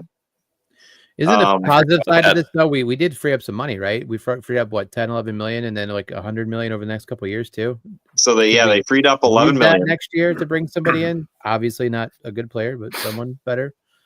No, I have zero faith because they haven't for the last 6 years. Every time, like Carlos Santana leaves, we'll use that money. No, going back a bit. We trade Lindor before his last arbitration year and he gets expensive. Are we going to use that money? No. We trade Kluber in his contract for Clase. Oh, are we going to use the Kluber money? No, they never do. So I have little faith in that. We did free up $100 million in the future. The Jimenez contract, insanely backloaded. He made like $7 million out of his 106 the last 2 years. On the hook. And there's 99 million left over the next 5 years, which really isn't bad, because one way to project contract value, especially for free agents, is dollars per win above replacement. And the going rate is 8 to 10 million per win above replacement. And he's projected this season, when he's going to be making 10 million, for a little over 3 wins. So that's, 24 to 30 million dollars worth of value. He's getting paid 10 million. And he's only 26. So at the end of the contract, he's going to be 31. It's taken him through his late 20s as prime. So he's not going to be like 40 by the end of the deal, like these mega contracts. It's through his prime. He just needs to keep up 3 wins a season, which even in his worst year last year, he did, which is why I said it's really not that bad a contract. And people, if he was a free agent today, he'd absolutely get that money. He'd be making that, if not more. If not more. It's only a problem for the Guardians. And when he signed it and you saw the backload, I thought to myself, there's no way we're going to be paying for those 23 million. His days are numbered. Yeah, but I didn't think we'd trade him before the 10 or the 15 mil season. Yeah. I thought it'd be another year or two. I didn't even know that he would be on the block. And then all of a sudden, you just see that news that says he's traded to the Blue Jays. I was like, what the fuck? Like that literally caught me off guard. I was not expecting that yesterday. Yeah. And the funny thing, they like to, sure. They like to prospect hug, and we've always said they have these logjam of middle infield prospects. They just drafted Bazana, number 1 overall, second baseman. You're like, what are they going to do? Jimenez is on this long-term deal. We got to trade some of our prospects. And they're like, no. Something opened up. Can't trade the cheap guys. Unproven. So who do you think becomes the starter next year, Brito? Yeah, I think Juan Brito and Angel Martinez. Yeah. They're both going to get a chance. Okay. Go for your Brito filter there. Whatever. I actually don't know how to say it. I've just been assuming Brito. I may have heard that once or twice. But no, the big FU to the fans is they're not going to spend the money, and they're so close. Like we talk about how they can't develop bats. I wanted this guy last year. We didn't sign him. He had a monster year. He's a free agent again. I'd love Teoscar Hernandez in right field. Solve that problem. Would be nice. Solve some home run problem. Right? No more running out quad A player Will Brennan platooning with God, maybe Big Christmas or Jonathan Rodriguez or who knows. But we know that's what's going to happen. I know. We can afford Teoscar, and that would solve a big problem. Even if that's all they did, you'd be like, hey, they addressed a big hole. That's a huge step if they did that. That would honestly be that'd be crazy. Kyle and I are on the same page with you. We talked a little bit last night about the trade, and we both agreed exactly to the same sentiment that you had of this trade is a money dump for sure. We could see that. And then we both said, if they use the money for something, that's a good trade. If they don't, which we don't expect them to, mind you, then it's just kind of a slap in the face of the fans of, hey, fuck you. We know you guys just had a really good year. We were a few games away from the World Series. But we'd rather save this money. Yeah, and agree. All their talk is money saving. I mean, you guys are familiar. I went to Guardians Fantasy Camp, had an amazing time. That's been canceled. No. And the guy that ran it was laid off. Yep. And that was a fundraiser, brought in a couple $100,000 for Guardians charities every year. But they said, screw it. And we were told a lie that they couldn't get the fields. It was confirmed to me by one of the ex-players, one of the coaches, that was just a lie. They lied to the fantasy campers. They just cut it because they wanted to cut some jobs and bank the savings. They just cut Guards Fest. And that's on our list to talk about. So I'm glad you're here to talk about that. And everything I'm hearing says it's a straight up money savings. Well, it's funny because they put in their press release, they said on there, I didn't send the picture to George, so we don't have it to put on the screen, but in their press release, they put, after getting feedback from the fans, we decided it's in our best interest to postpone it till 2026 or something like that, do it every 3 years or something like that. And everyone in the comments, every fucking person I've seen, whether it's Instagram, Facebook, Twitter, every reply is "fuck you." Like, we love Guards Fest. Like, this is crazy that you're canceling it. So it's funny that they're like, well, we've heard from a lot of people that they don't want it, and it's like everybody's mad that it's gone. Yeah, and I mean, me included, but talking to the fans about why they're canceling something. In the past, last year, the Fantasy Campers, who I'd say are some of the most dedicated fans, were pissed because Fantasy Camp and Guards Fest overlapped. And so talking to some friends I made, everyone, me included, was like, hey, at least we can go. Sure, they screwed Fantasy Camp, but at least we can go to Guards Fest this year. And then they're like, and straight money savings, they're laying off people who organize their events and just pocketing that labor savings. That's so shitty. They should have extra money from last season because the TV contract, and I know we've mentioned it before, I got this straight from a team source. They ended up getting $65 million from Diamond for their TV contract last year. And that was the most of any comparable team, more than Kansas City, more than Minnesota, more than Pittsburgh, more than Cincinnati. Did I mention Kansas City, who actually spent money? Our TV contract was more money than that. And that came through late after free agency when they didn't sign anyone last year. And so they got more money than expected and just pocketed it. The second thing that I feel like pointing out every time, because everyone forgets it, revenue sharing. 48% of all local revenues go into the pot. This is available, and the details are in the collective bargaining agreement, which is available for everyone to read on the Major League Baseball Players Association website. I brushed up on it myself because I'm a huge nerd about those things. So I looked at it recently, and 48% all local revenues, which include your local TV contracts and also ticket sales and merch sales, all local revenues except for what you spend for ballpark upgrades. You get to subtract that off from what you contribute to the pot. That means the Dodgers' $300 million contract, half of that is going into the pot. Yeah. The Yankees, $200 million broadcast contract, whatever, 100 million straight into the pot for everybody else. Even when they complain about ticket sales, they have to contribute half of the ticket sales to the pot, and everybody else in baseball does too. And the Guardians are a net receiver, revenue sharing. They get back significantly more than they put in. How much is kept a secret because they wouldn't be able to cry poor if they published it. Right. Yeah. If everyone knew what they were bringing in. Yeah. Right. So, they could easily spend the median. Even a median salary is 100 payroll would be 160 million. And right now we're at like 92 for next year. So, I mean, that's a didn't they make Soto money last plus a year? pitcher. Didn't they make money this year too with the attendance? Wasn't the attendance up this year? The attendance was way up. Yep. Yeah. And how much are they spending into the upgrades for the stadium right now? Is that money that's already been spent in the past, but not right now because they already paid for it a couple years ago? It depends, but they also get to subtract that from their revenue sharing, so they don't have to contribute that money into the pot. Wow. But again, attendance is such a small percentage. It's all about the broadcast Yeah. contracts. And Greg, you had mentioned to me, I believe, you said that they're going to raise season ticket prices most likely, right? Yeah, I've been hearing from season ticket holder friends that prices are up.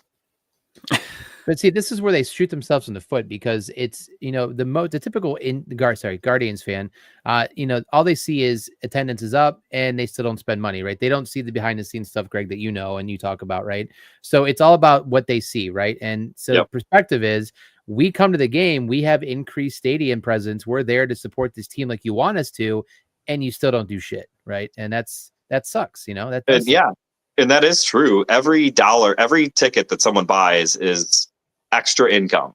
I was going to say marginal income for finance buffs out there, but that's extra income, and when attendance is up, they've talked about in the past that when attendance is up, that's just money they didn't expect.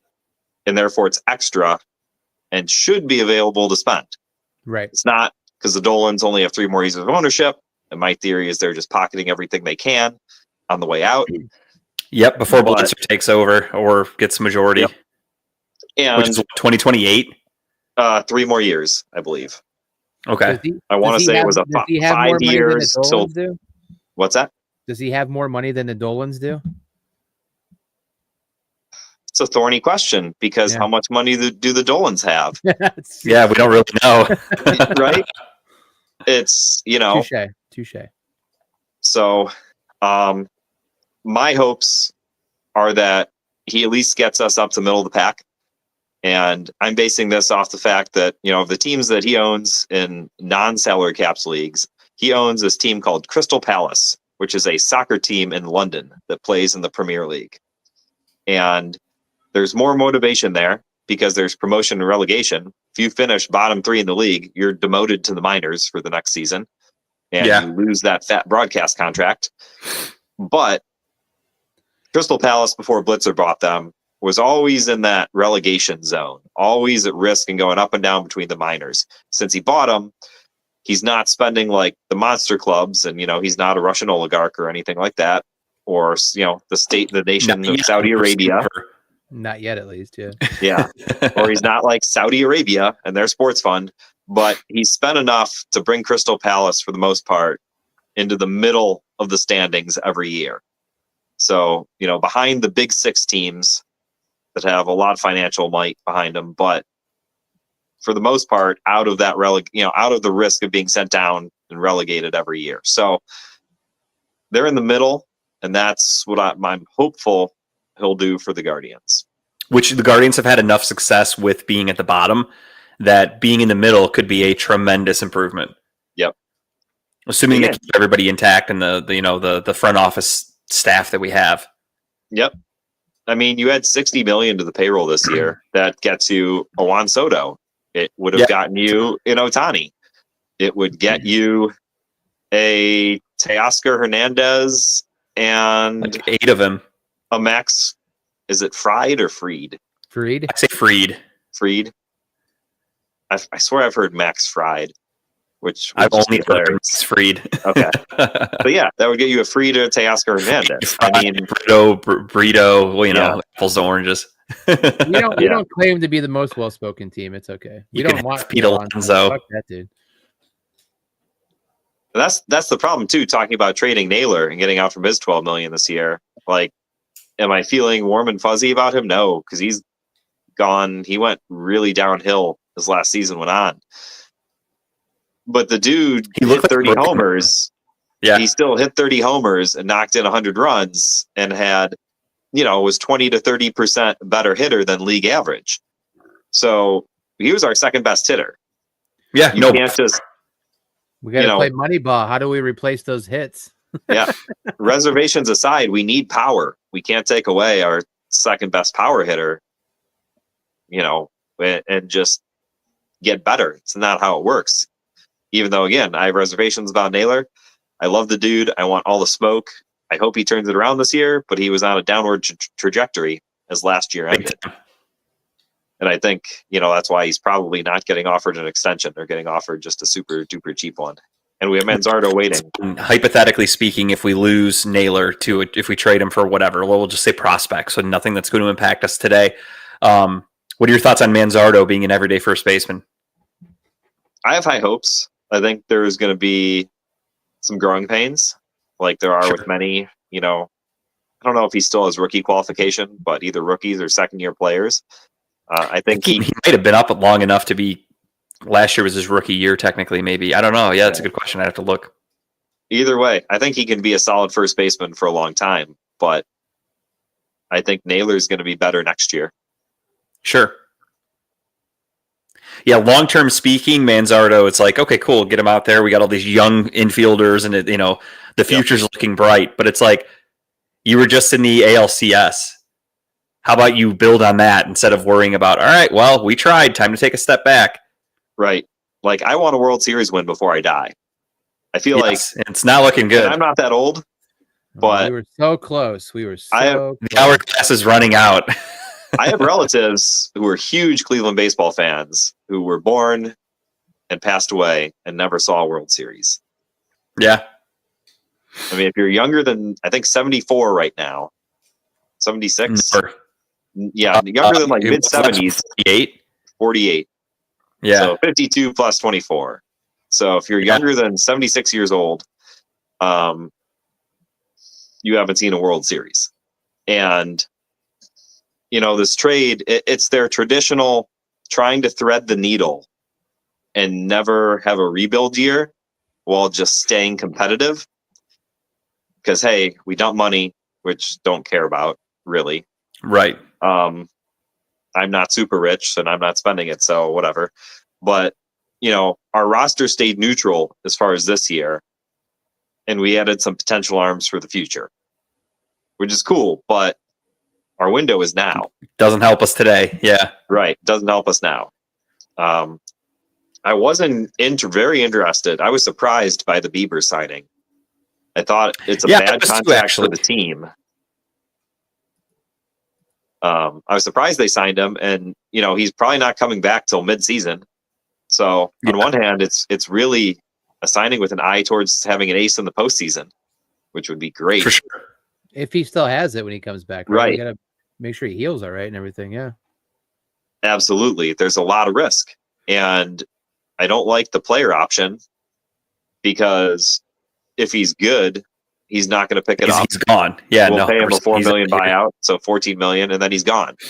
And if he's not good, then he picks up the player option, and you're stuck with a not good pitcher for $16 million or whatever it is next year. Like, I'm really surprised they gave him that much leverage. From his standpoint, even though you heard he may have gotten more money offers elsewhere, you definitely understand him wanting to stay in rehab with Cleveland's medical staff. He's familiar with the pitching staff, the facilities he knows, right? In his comfort zone. He knows we're great with pitchers. So you understand him wanting to come back rehab here. And then there's no downside. Like if he's bad, he gets paid. And if he's good, he leaves and gets paid. It's a perfect situation for him. Yeah. The ball is in his court. He can do it. He has all the power. Yep. I mean, best case, he comes back midseason strong and is an ace in the playoffs. Yeah. We would hope. That's what you're hoping for. Make it to the playoffs. And that's the other thing is if we have another really good season like we did this year, where we're, pretty much at the top for a long time and, playoffs are almost a given, you could give him extra time to heal and recover because you don't need to rush him back in a perfect world. But, who knows? With our luck, it's going to be fucking May, and we're going to be like, hey, is Bieber ready to come back? We could really use him today. Yeah. I mean, they need another starter. They really do. Oh, no, 100%.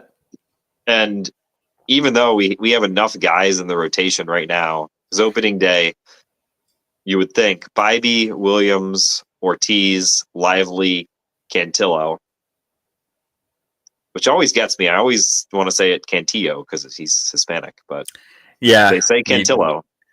He's Hawaiian, so you throw those L's in there. Yeah, double L's. He's Hawaiian? I didn't know that. That explains it. I'm almost positive. Yeah, they always talked about every time he pitched, they talked about how his family was from Hawaii. I could have sworn. Hawaii, Spanish. I mean, they're all. Yeah, that explains it. Okay. It's not a episode, it's all the same. Yeah.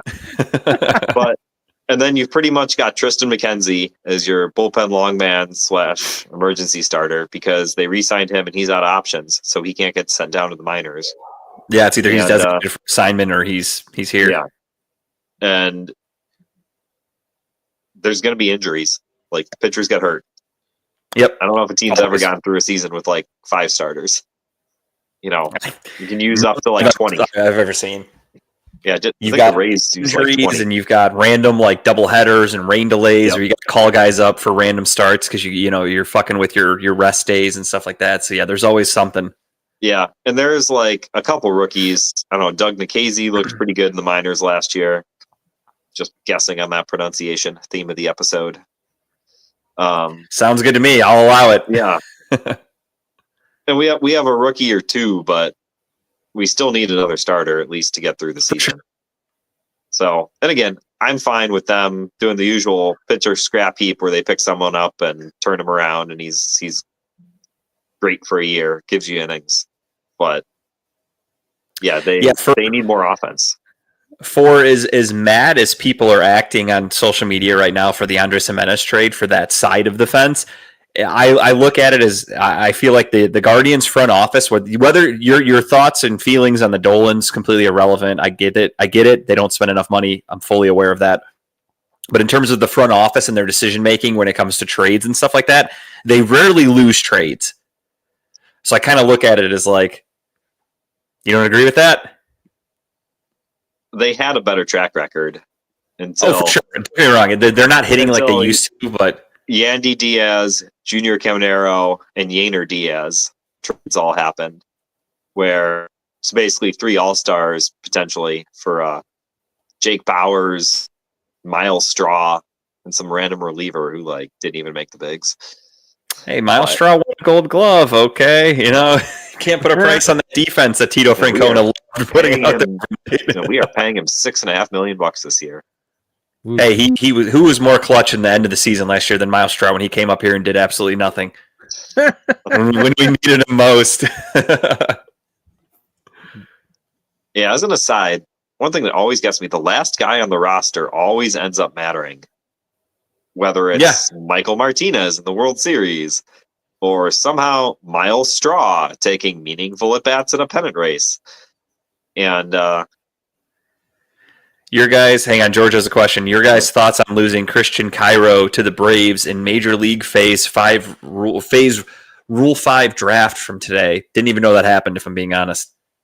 I did know the Rule 5 draft was today, and I'm pretty up on our prospects, and I don't think I've ever heard the name Christian Cairo. So Boom, you're here first, George. He can go. if you're not familiar with the Rule 5 draft, it's to prevent teams from just stashing guys in their minors forever, just to prevent other teams from having them, potential major league quality talent. So Yep. if you're not on the 40-man roster after so many years of minor league service, you're available in the Rule 5 draft, which means another team can draft you from your organization. The catch is you have to be on their major league roster pretty much all season. Yeah. Or they also have the option of running through spring training and offering them back to you for like 50 grand or something. Guardians did that last year with De Los Santos from the Diamondbacks. They I took him forgot out about that. That's right. to like Double-A, went all through spring training. They're like, man, he's a big slugger. And he tore up the minors this year. He tore up Double and Triple-A. Dude hit a lot of homers, but he's not major league ready. And they hit the season. No. They're like, yeah, he's not major league ready. Here, Arizona, you can have him back. Take him back. So, probably the most impactful Rule 5 draft pick we've ever lost was Anthony Santander, I remember him. Baltimore, who's a free agent right fielder this year who would look really good Who can back fucking back in Cleveland. But that was even tricky because he got hurt. And so Yeah. Baltimore was able to put him on the IR or the IL, which is a injured list reserve. I think it's IR now in baseball. Yeah. It used to be the DL, but Yeah. They were able to stash him on the IR, so they gave him a whole season to recover, off season to work, and then had to keep him on the roster the next year. But the most common Rule 5 picks are usually hard throwing pitchers with high 90s fastballs that teams can just put in their bullpen. And even if they're not 100% major league ready, they can bring them in for an inning every now and then to blow guys away and develop them during the season. It's very, very rare that position players get taken and actually stick with the team that drafted them and don't get sent back. Just because I don't. Again, what level was Christian Cairo on? I think it was. Yeah, I don't even know. He didn't put it in there. So George did comment though, and he said in the minors, Cleveland got Will, don't call me Wade Wilson, shortstop from the Giants Double-A organization. So the Guardians brought him in from the Rule 5 draft.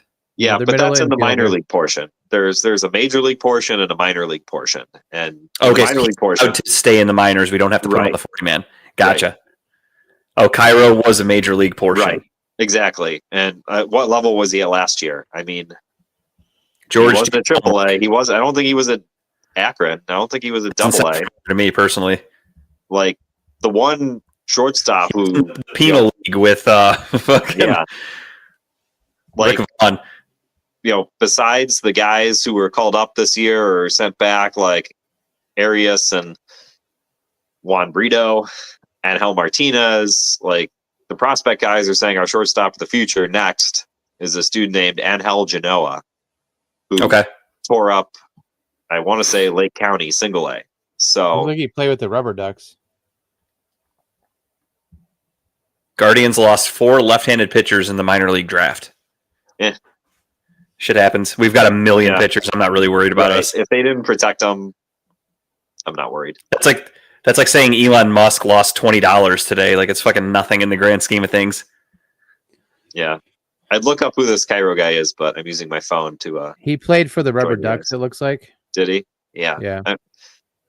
Yeah. He's not on any prospect lists. He's not going from AA to the majors. In my opinion, if Triple G's never heard of him, I'm not concerned about the guy. However, in 5 years, if he turns out to be a stud, we can all go back to this and be like, Greg, what the fuck? What were you doing? You weren't paying attention to... Absolutely. Pull receipts on this one. Christian Kyle, Miguel, so shows how much I know. Wasn't there a player named Miguel Cairo years ago? There was. Okay, that's why I thought of that when I saw Cairo. All right, that makes sense. He was definitely Spanish, not Hawaiian. Definitely Spanish. Well, we'll have to check his 23andMe and really get down to the brass tacks of what's in his genes. All right, Greg, we've hit the 8:30 mark, so we've got to wrap up the last week of NFL and then get to our picks and everything to wrap this up. But I really appreciate you coming on tonight and talking about this trade. It was perfect timing. A lot of news usually breaks the night before or the day of our show, and I can't thank the Guardians enough for doing that because congratulations on your pinball win too. I told Justin. And I heard about the pinball win. Congratulations. That's exciting. King of the Nerds, 2-time Kid Force pinball champion. There you go. Yeah, no shit. You got back to back or just two in life? 8 years. 8 years apart. Oh, a big gap. All right, I like that. Yeah. All right. Well, you age doesn't matter in pinball. And I'm sure we'll be talking soon about God knows what. I'm sure this isn't the last move the Guardians are going to make, so we will be in touch, and we'll have you on again soon. Sounds good. Thanks, guys. Later, buddy. See you, dude. Now we need George. Hopefully George is back at the wheel there. George, so yeah, we're going to do a quick recap here. Then I want to break really quickly. We're going to finish up this recap. I don't like to go back-to-back NFL. I find that to be a little too much. So we're going to really quickly do a recap of the week that was. Not a whole lot to talk about. We're going to talk a little bit about Juan Soto, a little bit about Bill Belichick trying to fuck a bunch of college girls. Coach North Carolina. And then we're going to get into picks. And then we're going to do just the tip. And then we're going to call it a night because I am tired. I'm going to go watch a show that maybe I'll make it a tip one day, but we'll talk about it later. I'll bring it up before the show ends. But we'll talk about it all here. We had Thursday Night Football. The Lions win 34-31. The Miami Dolphins win in overtime 32-26. That's another win for JG on the board for last week. Kyle, I feel bad because you did not get a spread pick in last week. Yeah, I know. So I know George called you out. You weren't in the lobby yet, but George was like, you messaged him. He didn't answer because I was doing the scores, and I'm like, did I miss Kyle's pick? I don't see it anywhere. I checked our text thread. I checked our group thread. I didn't see it. I won mine, so I feel bad that I got that advantage on you, even though you didn't get it in. It's okay. No, so I'm giving you 2 picks this week. I'm giving you 2 spread picks. I feel bad. I want to win because you forgot to do it. A man of the people here. I like it. Well, I'm starting to pull away a little bit. I got this 5-game lead, and I'm like, well, shit, what am I supposed to do? So I've had to whittle that down a lot, though, too. You were up a lot. You did. You cut it down last week, and I joked with George, and I said, this is where I get serious. Now it's crunch time, and I'm going to take advantage. I'm going to take my lead back, and here we are, five games. But I do feel bad because you didn't get a spread pick in. I did get a spread pick, and mine hit. So I was like, well, shit. I gained a game because Kyle was negligent with his spread pick. We'll just call it like it is. So it is what it is. I'll give you 2 this week. Okay. All right. But so the Dolphins win 32-26 on a Jonnu Smith touchdown in overtime. The Vikings beat the ever-loving piss out of the Atlanta Falcons 42-21. On a blocked field goal that would have sent it to overtime, the New Orleans Saints beat the New York Giants. The Philadelphia Eagles barely hold on to a 22-16 win against the Carolina Panthers. That guy in Kentucky who bet $3 million on the Eagles' money line had to have been shitting himself, especially considering how close it was to being a loss. The long story short, Bryce Young threw a deep ball to, I think it was Xavier Legette, who dropped it. Basically would have rolled into the fucking end zone and it would have been a game winner. They would have tied the game at 22, extra point, 23-22, game set match. He fucking dropped it. That's why the Panthers are the Panthers. $3 million. 27-14. Tampa Bay Buccaneers win 28-13 out of spite, even though Baker had, I think, 2 interceptions and 1 fumble. They still win.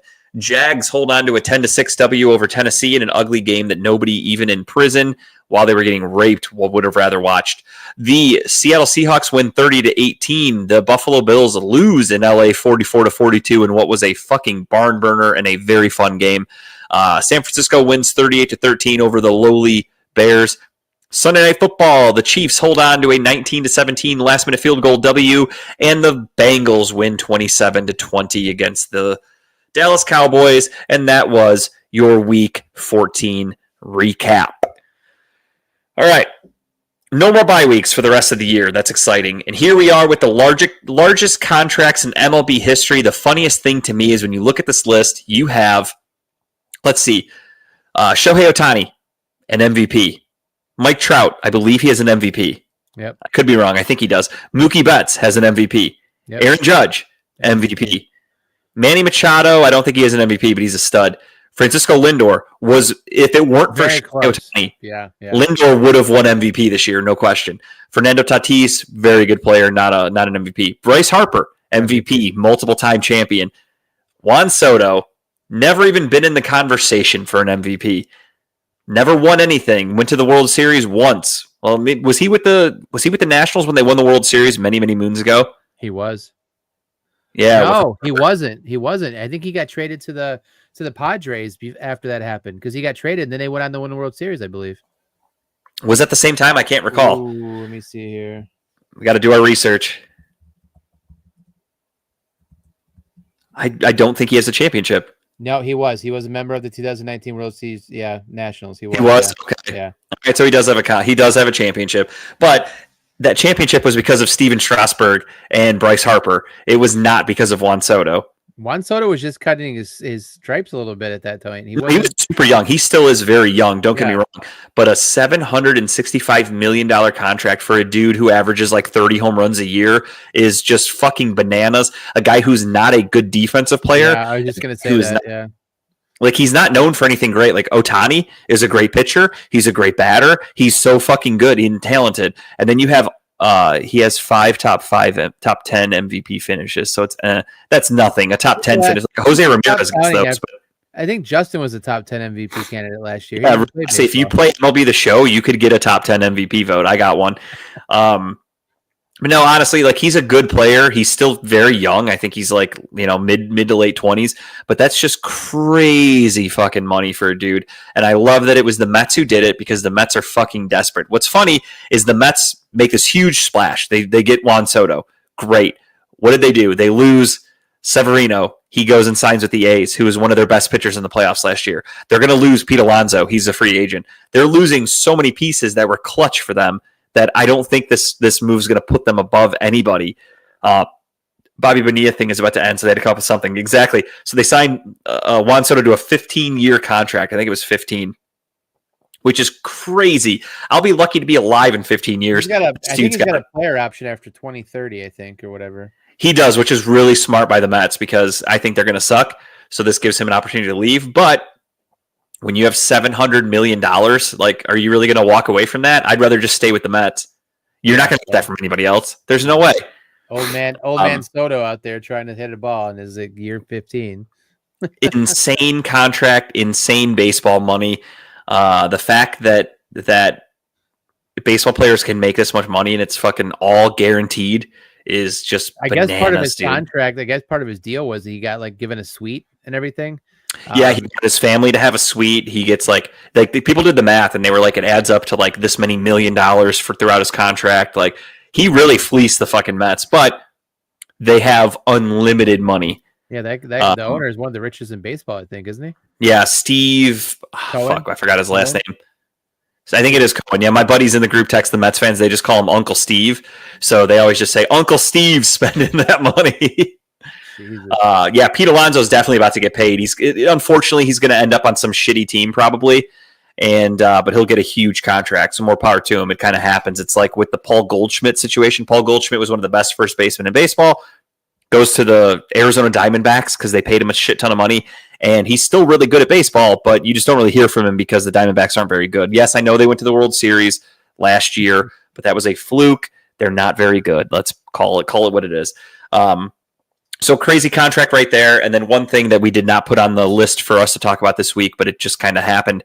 Bill Belichick agrees to go be the head coach at North Carolina, of all places. A lot of people thought he'd be back in the NFL next year. Instead, he said, take your shirt off, twist it around your head, spin it like a helicopter. He loves young women. So he is in a perfect position. His girlfriend was like fucking 25 years old or whatever, and he's 60 something. Now he's going to coach at college. Yeah, hey, more power to him. I appreciate it. He came out on the Manning cast last week, and he basically said he is stunned by the lack of interest from NFL teams in him. So he said, fuck you. You're not going to make me offers. I'll find something. And he's taken North Carolina, which I didn't know his dad was a coach there back in like the fucking 50s. I was wondering why he chose that. That's weird. I mean, a little bit of a bloodline there, so I didn't know that. So that makes a lot of sense. So he takes the North Carolina job. I'm very curious to see how this is going to work because he is a strict, runs his system like a military and like a general. And now he's got to do it with a bunch of 17, 18, 19-year-old kids. That's tricky to get them to listen to you, especially when you're an old man. You got to recruit. It's just a different animal. It's a completely different animal than the NFL. The NFL, you're working with people who are making money, so it's easier to get them to listen to you because it's, hey, you're under contract. You're making this much money. If you don't play, you don't get any money. In college, it's like, hey, fuck you. Go to practice, do this. And the kid can go, nope, see ya, transfer portal. They could just quit. So yeah, I'm curious though with how this is going to work because he basically had like his recruiting pitch the other night. The donors are going to start chucking money at UNC now. There's already enough money down there. Is going to be the team to watch. Like I'm more excited to see them in the future than Colorado. Like I don't give a fuck about Colorado and deep. I'm more excited for Bill. That transfer portal is going to get hot for them here shortly because he already said if you want to go to the NFL, I am a pipeline to the NFL. You come here, I will show you the way to be an NFL player. So I'm curious who jumps in that portal to North Carolina next year. It's going to be very interesting. I agree. I'm cool with it because if I'm being honest, I love North Carolina as a Jordan fan growing up. North Carolina was one of my favorite colleges. So way back in the day, it's ironic we were talking about this. Playing college football video games, I would always play as North Carolina. I do like the create a player, the recruit, whatever shit, and I would always play for North Carolina just because I was like, I fucking love North Carolina. So I'm really excited. It's going to be like Niagara Falls going into a buzzball bottle, which, hey, more power to him. I'm really excited to see how this works. Jordan's going to start throwing more money back in North Carolina that he probably already does do, but he'd probably throw more there just to get that football. Why not have a winning football program and a college basketball program? Right. I mean, their basketball programs are already great. I mean, North Carolina is known for every year they're competitive. Maybe they get a year or two off, where they're rebuilding, if you will. But overall, they're awesome. I love North Carolina, so I'm really excited to see how this happens. I did not see this coming. This really caught me off guard, to be honest. When I saw the news break, I was like, oh, shit. Like, I truly thought Bill Belichick would be coaching the Jacksonville Jaguars next year. If you put it into my head. Part of the deal, though, is that he said, if I come there to coach, you have to agree to basically take my son on after I retire. So I guess Steve Belichick's coming with them, obviously, and I guess he's the earmarked to be his replacement when Bill Belichick decides to hang him up. Hey, that's fair. I mean, that's the price you pay because I don't think there's going to be a limit on how long he has to coach. So if you do move on from Bill and give it to Steve, if Steve sucks after 2 years, you just you fire him and you start over. It is what it is, but you hope for the best with Bill Belichick. And I love that pitch that he gave of if you want to go to the pros, who's better than me? I have all these fucking rings. I know what I'm doing. I know people. Robert Saleh to the Jags, possibly. I could see that. Robert Saleh was. I don't think Robert Saleh was as bad as a coach as the Jets were. He was in a bad situation, so I think Robert Saleh could succeed as a head coach elsewhere. But we'll see. All right, without further ado, we're going to get into picks really quick because we are up against it. We're going to do picks. Kyle is getting 2 spread picks. I am going to get 1. I have not looked at the scores at all, or I'm not the scores. I'm sorry, the spreads. So I will be seeing those on the fly. I am going with. I got to open it up here on ESPN. Give me 1 second. I do know tomorrow night is San Francisco against the Rams, so we can talk about that first. That's Thursday Night Football. Rams and the Niners in San Francisco. Battle for the NFC West. NFC West is wide open. Currently, the Seattle Seahawks are in first, but they are only in first place by a game. They're 8-5. Rams are 7-6. Niners are 6-7. It's wide open for the rest of the season. Must-win game for the Niners, I would say, in my opinion. Yeah. Kind of a must-win for both, if I'm being honest, though. I mean, the Rams, they do have 7 wins, but again, every time you win, when you're this, you only have 5 games left for the season. So win games. That's it. Or is it 4 games? No, is it 4 or 5? What's that? No, it's 4 games. Yeah, because there's only 18 weeks. So week 15, week 6. Yeah, there's 4 games left. So yeah, every week is a must-win at this point, especially for the NFC West. With that being said, it looks like there's a shitload of injuries for the Niners. The Rams are playing really well. The Rams are playing pretty hot. I am going with the LA Rams to win on Thursday Night Football. They already announced that Nick Bosa is questionable. Trent Williams is officially ruled out. On top of all the other injuries that San Francisco's dealing with, Deebo Samuel's out there tweeting, talking shit about how he doesn't get the ball. Seems like they kind of lost the locker room there. Give me the Rams. Yeah, I agree with you. I had the Rams going to this one too. I think Matt Stafford, they're playing hot football right now. I mean, and they're an offensive powerhouse kind of right now with how he's throwing the ball. So give me the Rams to take this one. Next up, we have Kansas. Or no, we'll do Browns and Chiefs last. I apologize for that. Jets and Jags. Wait, what the fuck? It skipped a couple games. Ravens, Giants. Or no, I guess we'll just go off the paper there. I was looking at ESPN's app. My bad, George. Sorry. Dallas and Carolina. This is an interesting game. Carolina's been playing really well lately. Dallas stinks. However, I can't pick Bryce Young. I don't like the Panthers. I think they stink. They need to rebuild that entire organization. I can't, in good faith, take them. So I have to go with Dallas. So here's going to be one of my 2 spread picks. I'm going to take the Cowboys plus the 3.5 because right now it looks like Carolina's favored by 3. They have the -3. So I'll take Dallas plus 3. Wow. Really? Yeah, I'm looking at it right now. They have the line right now. I see it. -3. Holy shit. And you're taking Dallas to win outright too then, right? Yeah, Dallas to win, and I'll take the points too, yeah. Okay, got it. I just want to make sure I put it out right. By 3, yeah. So the win and to win by 3. Crazy. All right, Browns and Chiefs we'll talk about later. Texans, Dolphins. This is a really good game. Houston -3 according to Vegas. Miami. Man, you're yawning, I yawn. Christ. I'm tired. They're contagious. This espresso martini doesn't have much caffeine in it. The Dolphins struggled to beat the Jets last week. They needed overtime to do so. With that being said, I think the Texans are a better team. They're at home. You know my stance on a 50-50 game like that. Give me the home team. Give me Houston. Hi, Bubby. You hear my dog in the background. Yeah, you know me. I love Houston, so I'll take Houston here too. All right, we got Houston. Next up, we have the Jets and the Jags in a weird game. I guess. Fuck, I don't know.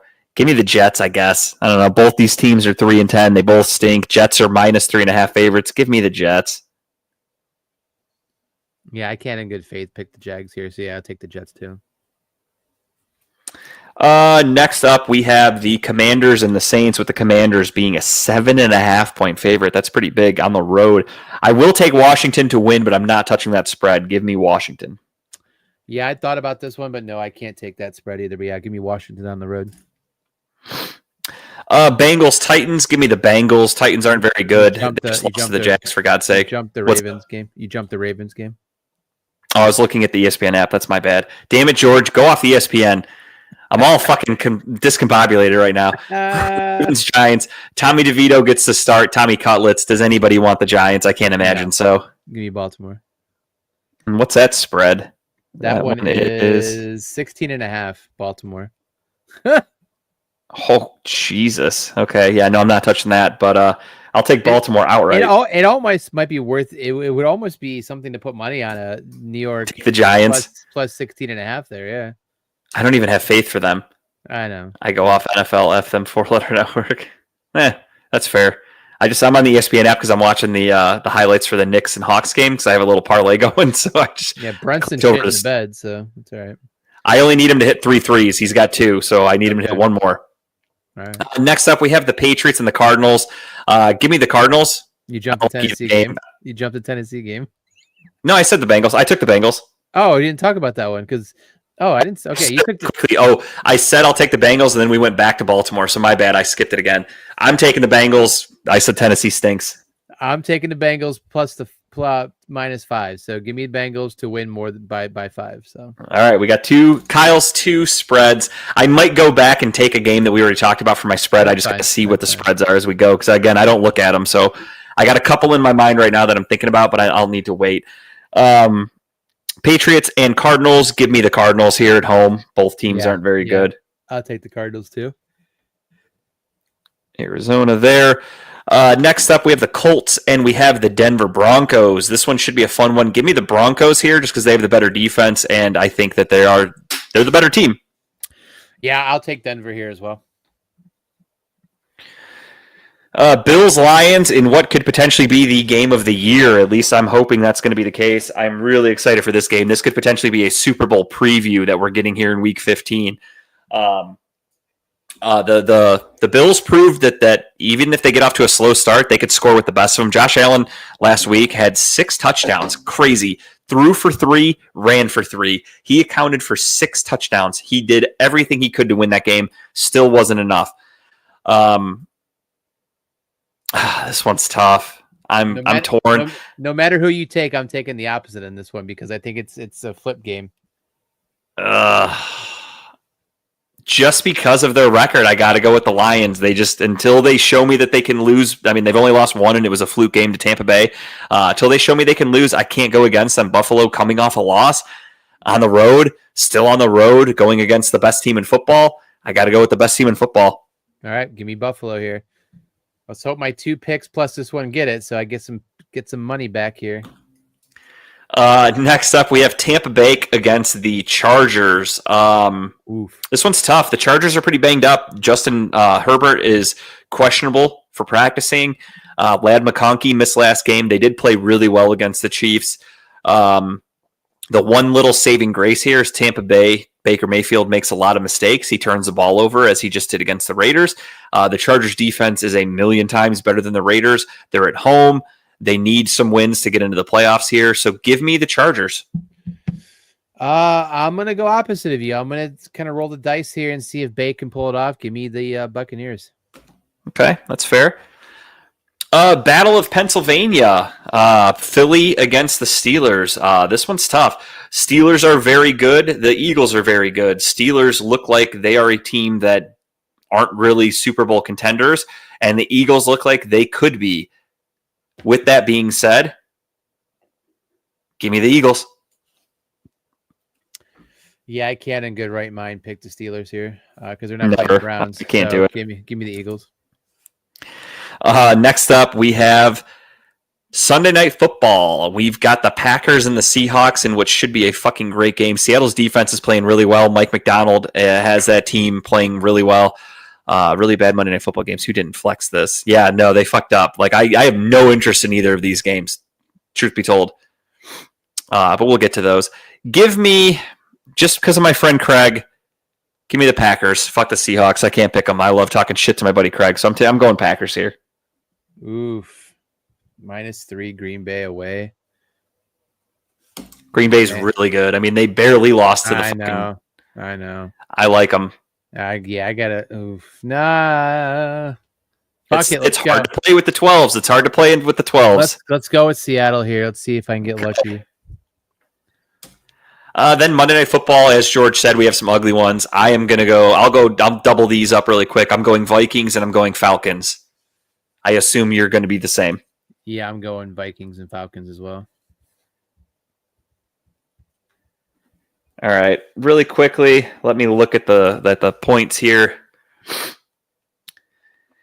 or the spread, I should say, for these games here on Sunday. I don't know which one I like. I guess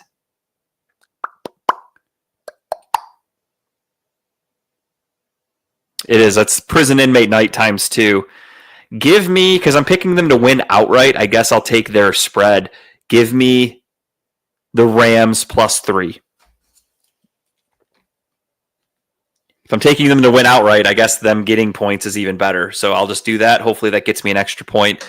We'll see. So Thursday Night Football, I'm going with the Rams 3 as my spread pick for this week. Now that really quickly gets us into Browns and Chiefs. Normally we do a long breakdown. Last year was a lot more fun to do this because the Browns were in a playoff fight. So every week was an exciting game. We had stuff to break down, offense, defense, who can do this, what's the keys to win, to victory. Right now, nothing. Right now it looks like guys are quitting. Guys are done for the year. We're going to be facing the Chiefs. It's exciting. I'm just excited to see them play because I like the Chiefs. I know that's a weird thing. There's a lot of Browns fans that absolutely hate them because they're good. I like them. I want to see Patrick Mahomes win as many Super Bowls as possible as long as he's not in the way of the Browns. And the Browns aren't making the playoffs. So who am I going to be rooting for this postseason? The Chiefs. I do have a few other teams that I don't mind, but I'm in a weird pickle because, as we always say, misery loves company. Buffalo, really cool team to root for. They've gone through a lot of shit. They've been bad for a long time. To see them succeed is cool. Detroit, same thing. But then I'm a Browns fan, and I kind of go, yeah, fuck those guys, though. I can't root for those shit teams because they've suffered. We've suffered worse. Fuck them. I don't want them to win before me. So that's why I pick with the Chiefs. Chiefs have won plenty of Super Bowls. Chiefs are a really good team. They have a guy from Cleveland who represents Cleveland hard as fuck. So for that, they get my support. Without further ado, spoiler alert, I'm taking the Chiefs to win this game. I mean, hopefully it's close and entertaining. We'll see, but I'm definitely taking the Chiefs to win this game in Cleveland. Will be cool to see the Kelceys. Hopefully Jason's there doing something stupid. Taylor's going to have a sweet or two. That'll be exciting to watch. But I think Patrick Mahomes could potentially go down as the greatest quarterback of all time. So any chance I get to watch him play, I'm excited for it. And I kind of wish I could be at this game because who knows when they're going to be back in Cleveland. We don't play the Chiefs that often. So it could be a few years from now. And hopefully Patrick Mahomes is still slinging it because I'd love to see him play live.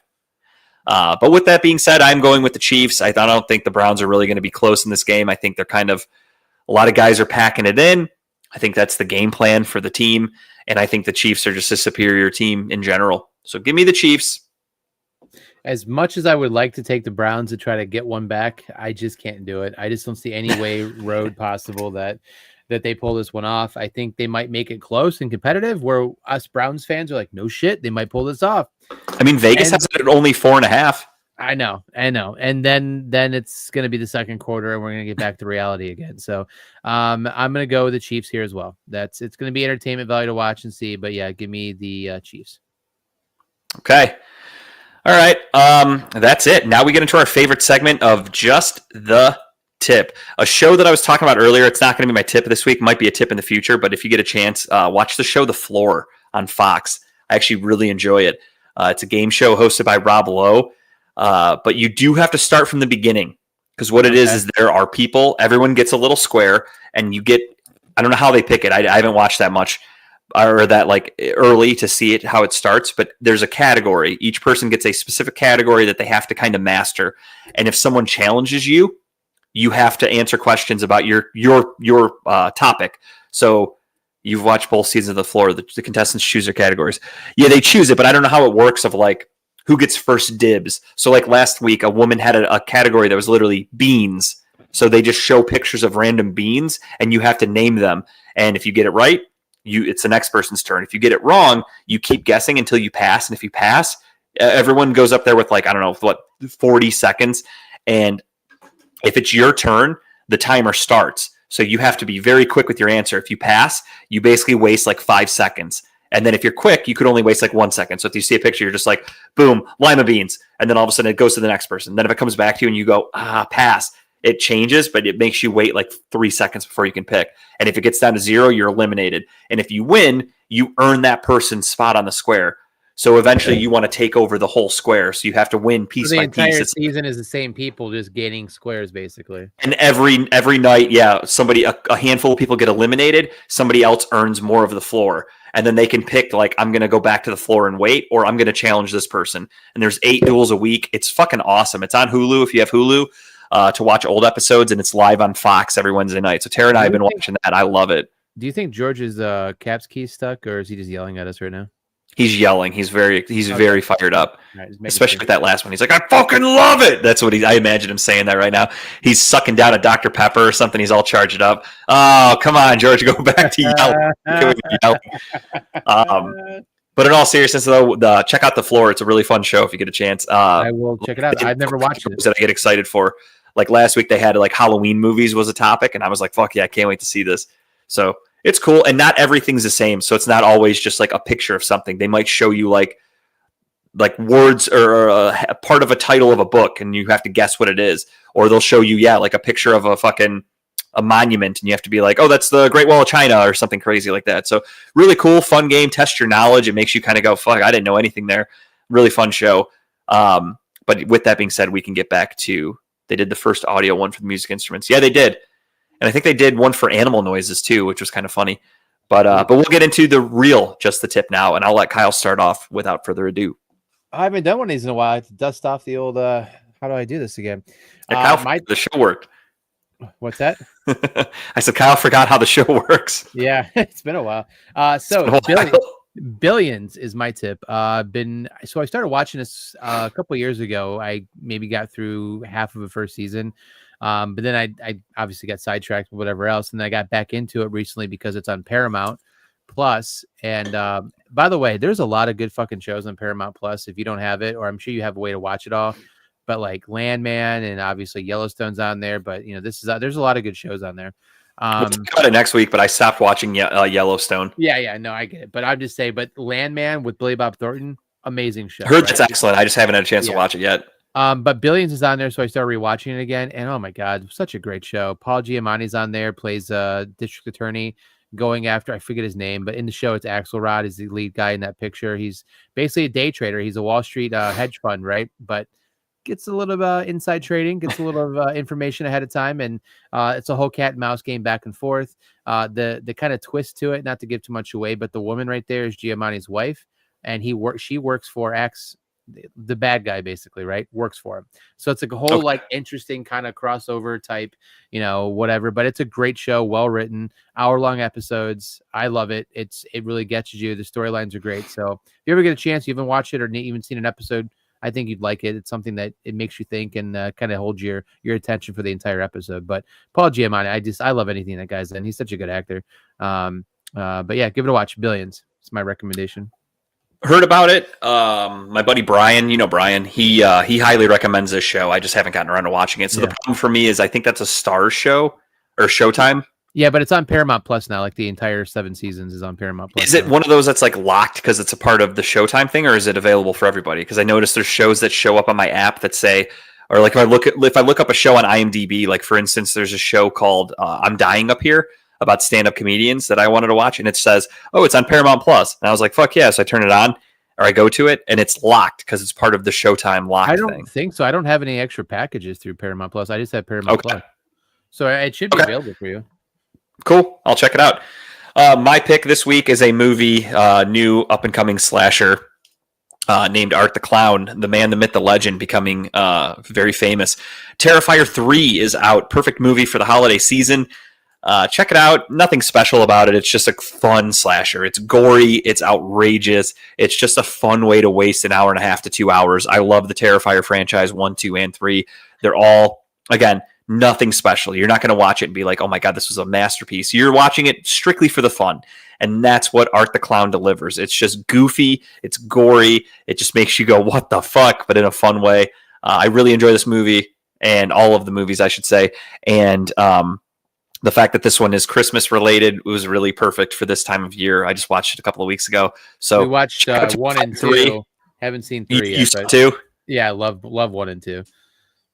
Yeah, then you'll like 3. 3 is awesome. Again, it's nothing special. He's not, it's not groundbreaking like Texas Chainsaw or Halloween or anything like that, but it is a fun movie. It's cool to just see a slasher movie that's not taking itself seriously, but it's also good. I've watched a million really, really bad B-rate movies. This one's a fun one. So check it out. If you get a chance, Terrifier 3. I don't think it's available on anything yet. I illegally streamed it. Don't tell anybody. Wink, wink. But it's out there. If you want to watch it, fun movie. Give it a whirl, especially for the holiday season.